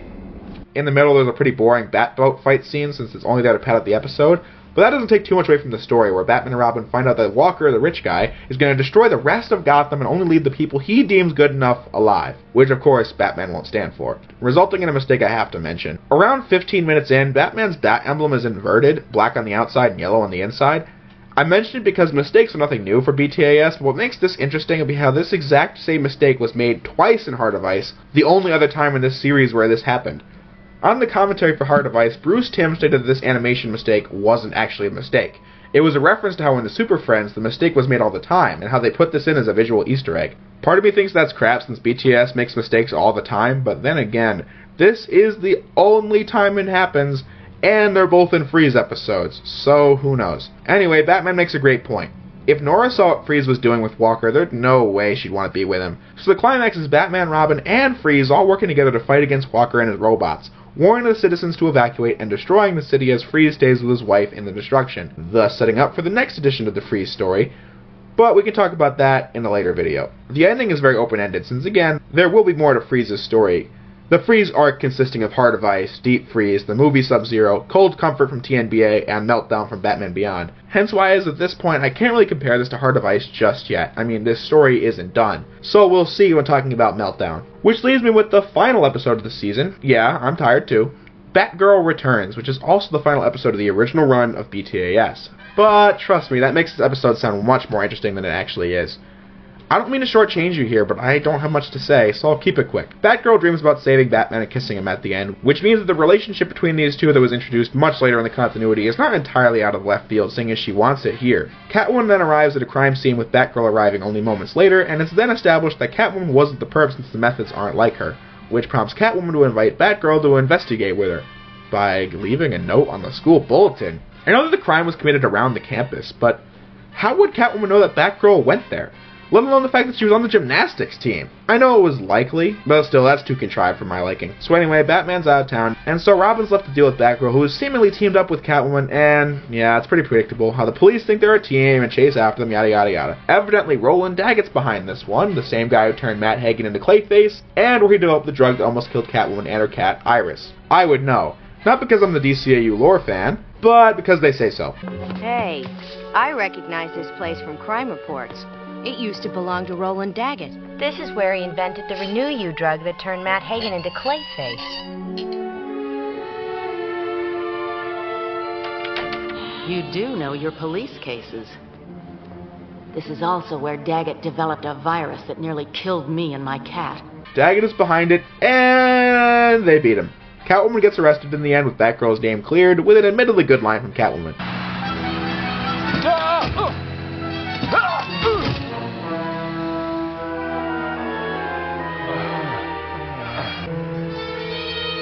I said I'd let them take me, but I didn't say how far. That being said, say it with me, this isn't a bad episode, or even an average episode like the other episodes I referred to with that statement. It is good, I enjoyed watching it, but it doesn't leave me with much to analyze, or point out a detail in, since even the DCAU Wiki didn't have much in terms of trivia for this one. And that is every episode of Batman the Animated Series, Volume 3, covered. Hard to believe we've made it to this point, but here we are, 85 episodes later.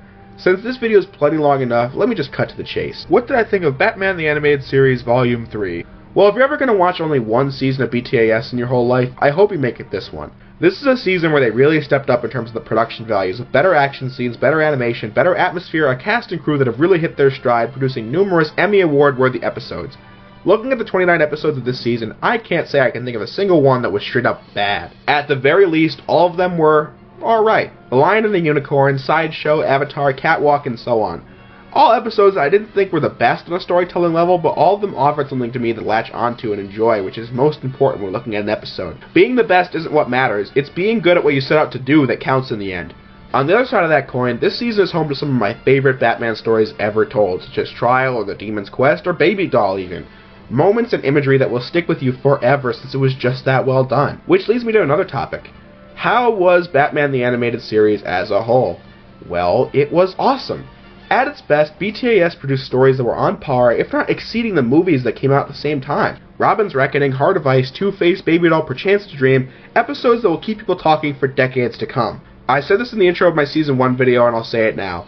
Batman the Animated Series has had just as much of an impact on the history of the character as the classic Adam West series. Just look at The Batman, or Beware of the Batman, or The Brave and the Bold, all of them.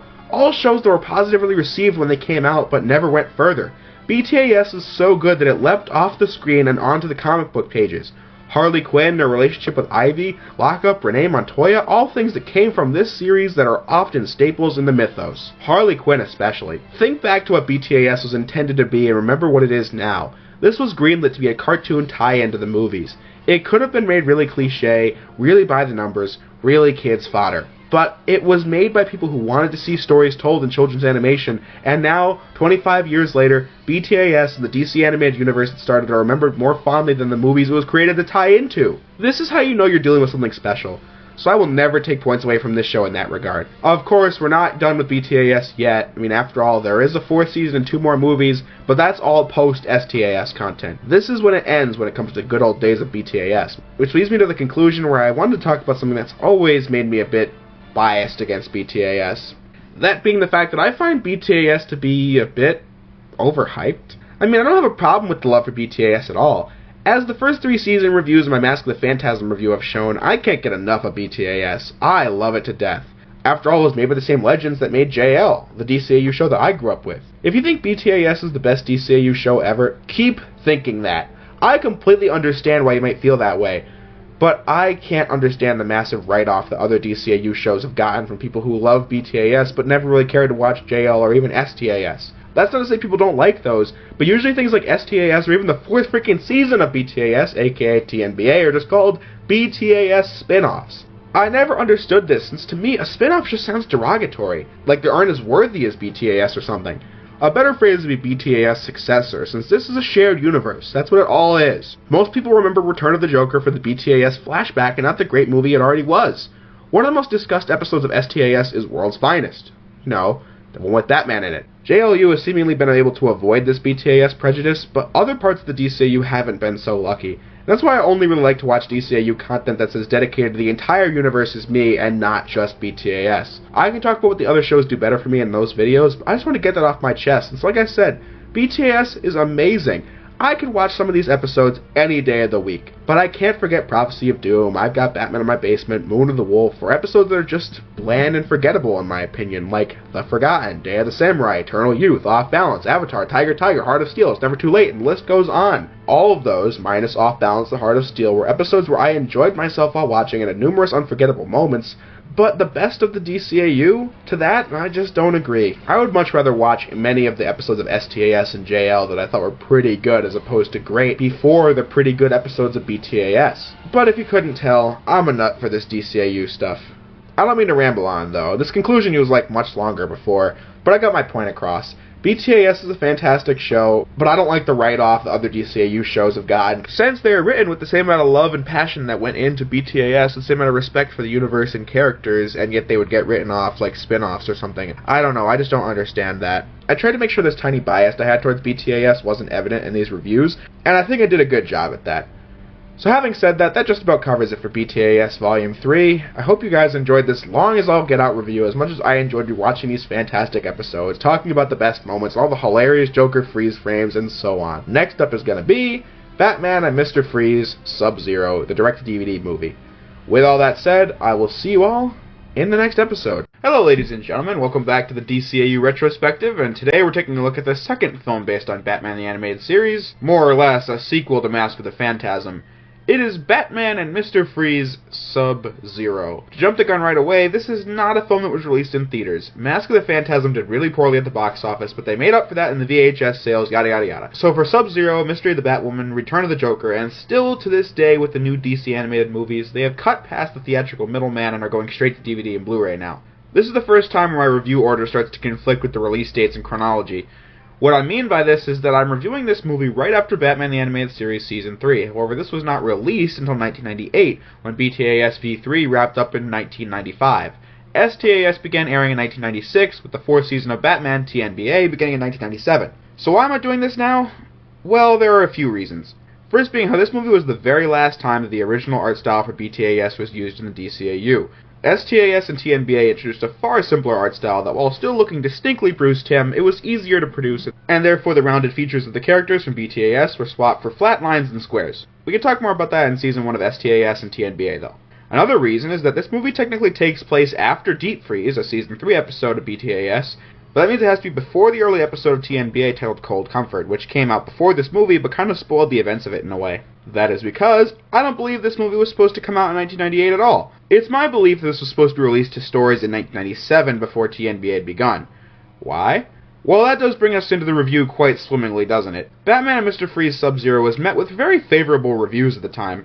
I mean, it is DCAU, so of course it's good, but I noticed something. A few of these reviews seem to open with the line about a certain film. You might have heard of it. It's called Batman and Robin.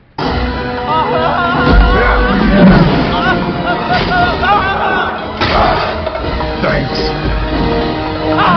The superhero rewind in this movie got me thinking about this, and it seems awfully likely that Sub-Zero was initially meant to be a tie-in movie to Batman and Robin, given the similar cast of characters like Batman, Robin, Batgirl, Freeze, his wife.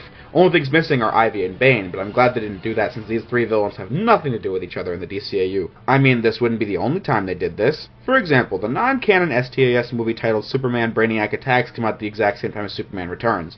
If Sub-Zero was supposed to come out before Cold Comfort, that also makes sense, seeing as that aired in late '97.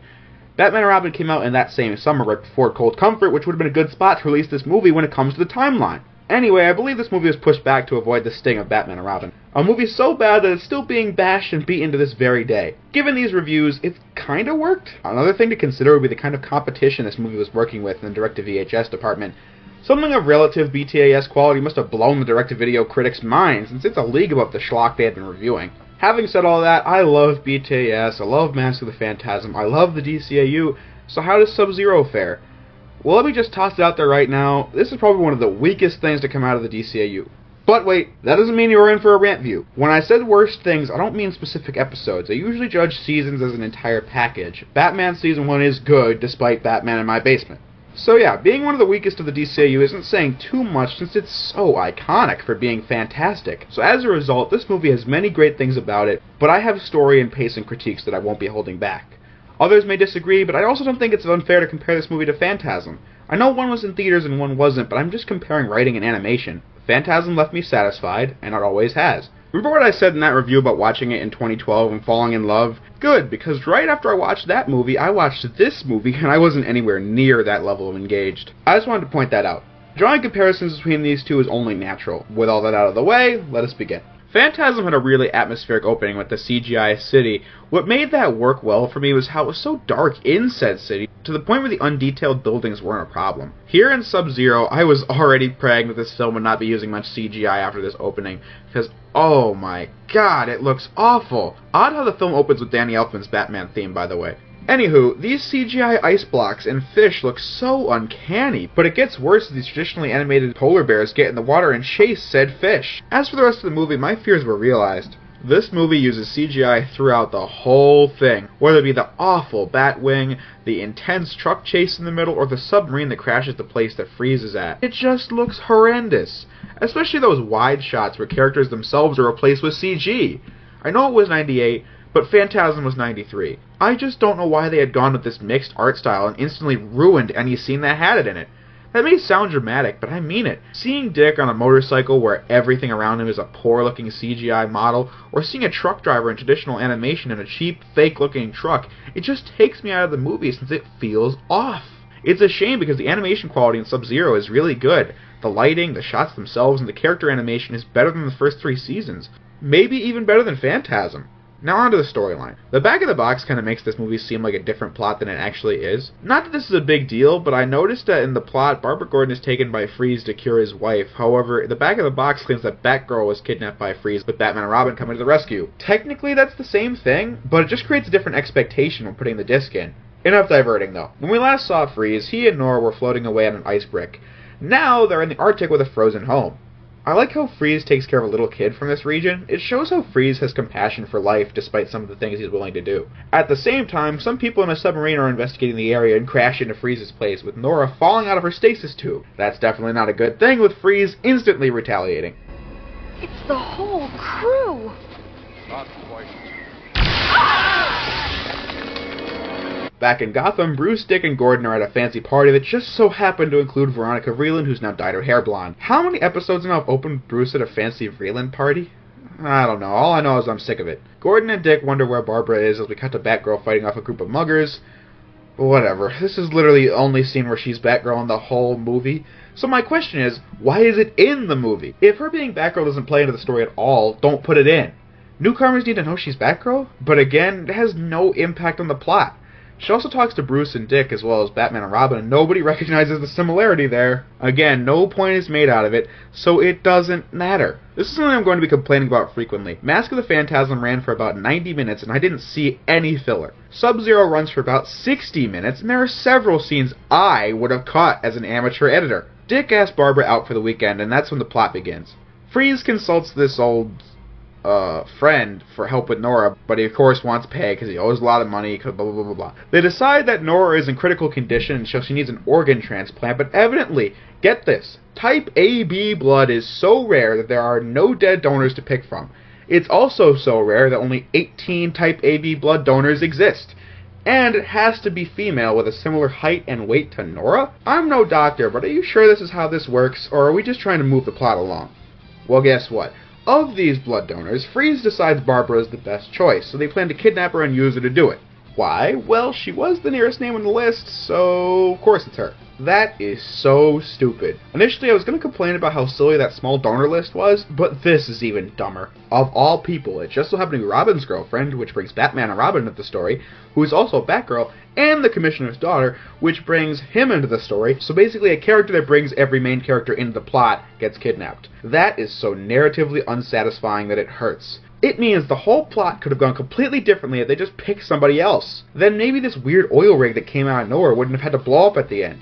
I'm sorry, I just cannot get over how dumb this plot point is. But anyway, the next 25 minutes is all filler.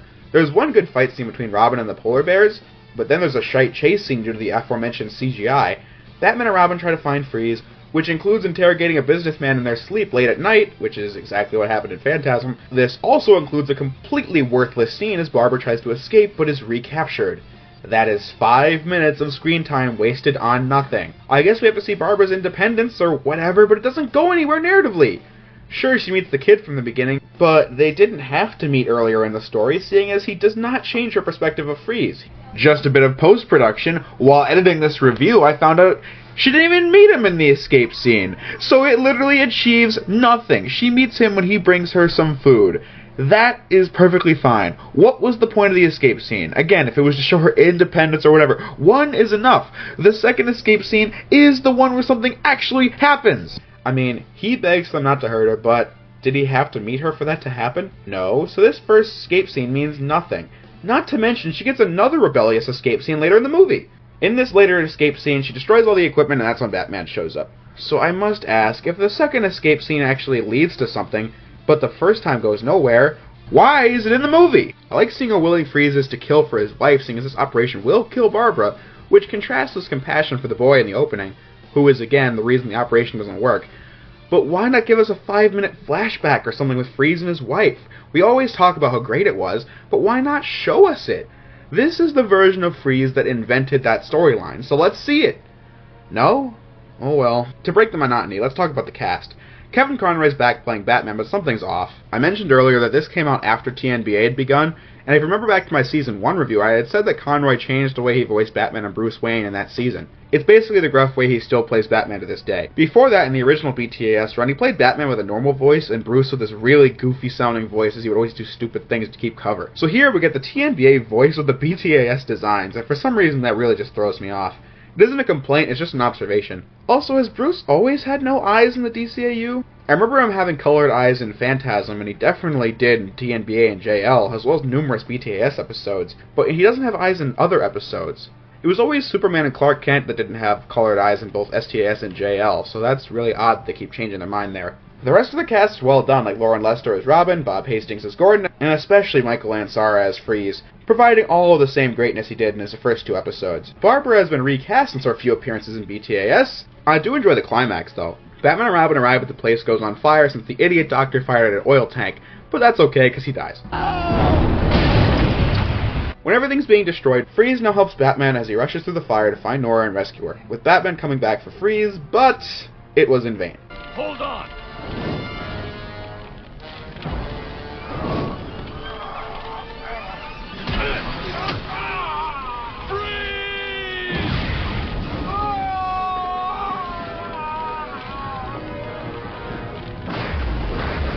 That was a legitimately sad moment, because you do root for Freeze to stay alive since he's that much of a sympathetic character despite his bad deeds. But at least his wife is safe, but we then cut to Freeze and the polar bears because Freeze isn't dead yet. The final scene is Freeze overhearing a newscast that Bruce Wayne has personally funded the recovery of Nora and she's now going to return to society, ending the film on a great note since it shows just how compassionate Batman truly is. And you might be asking yourself how in the heck this review is so short, but I think this is one of my shortest reviews of all time. The reason for that is because there isn't much here to analyze. I hear some people call this one of the best Batman movies ever made, and even better than Phantasm. I just have to disagree with that one. One of my biggest problems with this movie is how there are no character arcs. You could say Freeze, but what does he learn at the end? Does he realize his approach to saving Nora was flawed all along? I don't know the answer to that because the movie doesn't tell me. Batman basically does nothing to do with the story, which is unacceptable in comparison to the series itself, where Batman was a big part of the character arcs in the episodes, and especially Phantasm, a movie that single-handedly made the DCAU version of Batman one that was going to stick out forever by changing the origin. Robin, I guess, wants to save his girlfriend. Barbara was picked by complete random, so nothing that the characters in this movie do are remotely interesting or get an emotional reaction from the audience. It's a fine movie. The animation and voice cast are well done. It isn't 60 minutes that you'll be cringing through, and it is better than a vast majority of direct-to-DVD movies that you can buy, since it is DCAU, but it just falls short being as good as the DCAU. So I can recommend it for kids, since they'd get the most out of it. However, kids and adults can also get the most out of Phantasm or the DCAU as a whole, which is where Sub-Zero fails, since I'm most certainly not going to be reliving this 60 minutes anytime soon.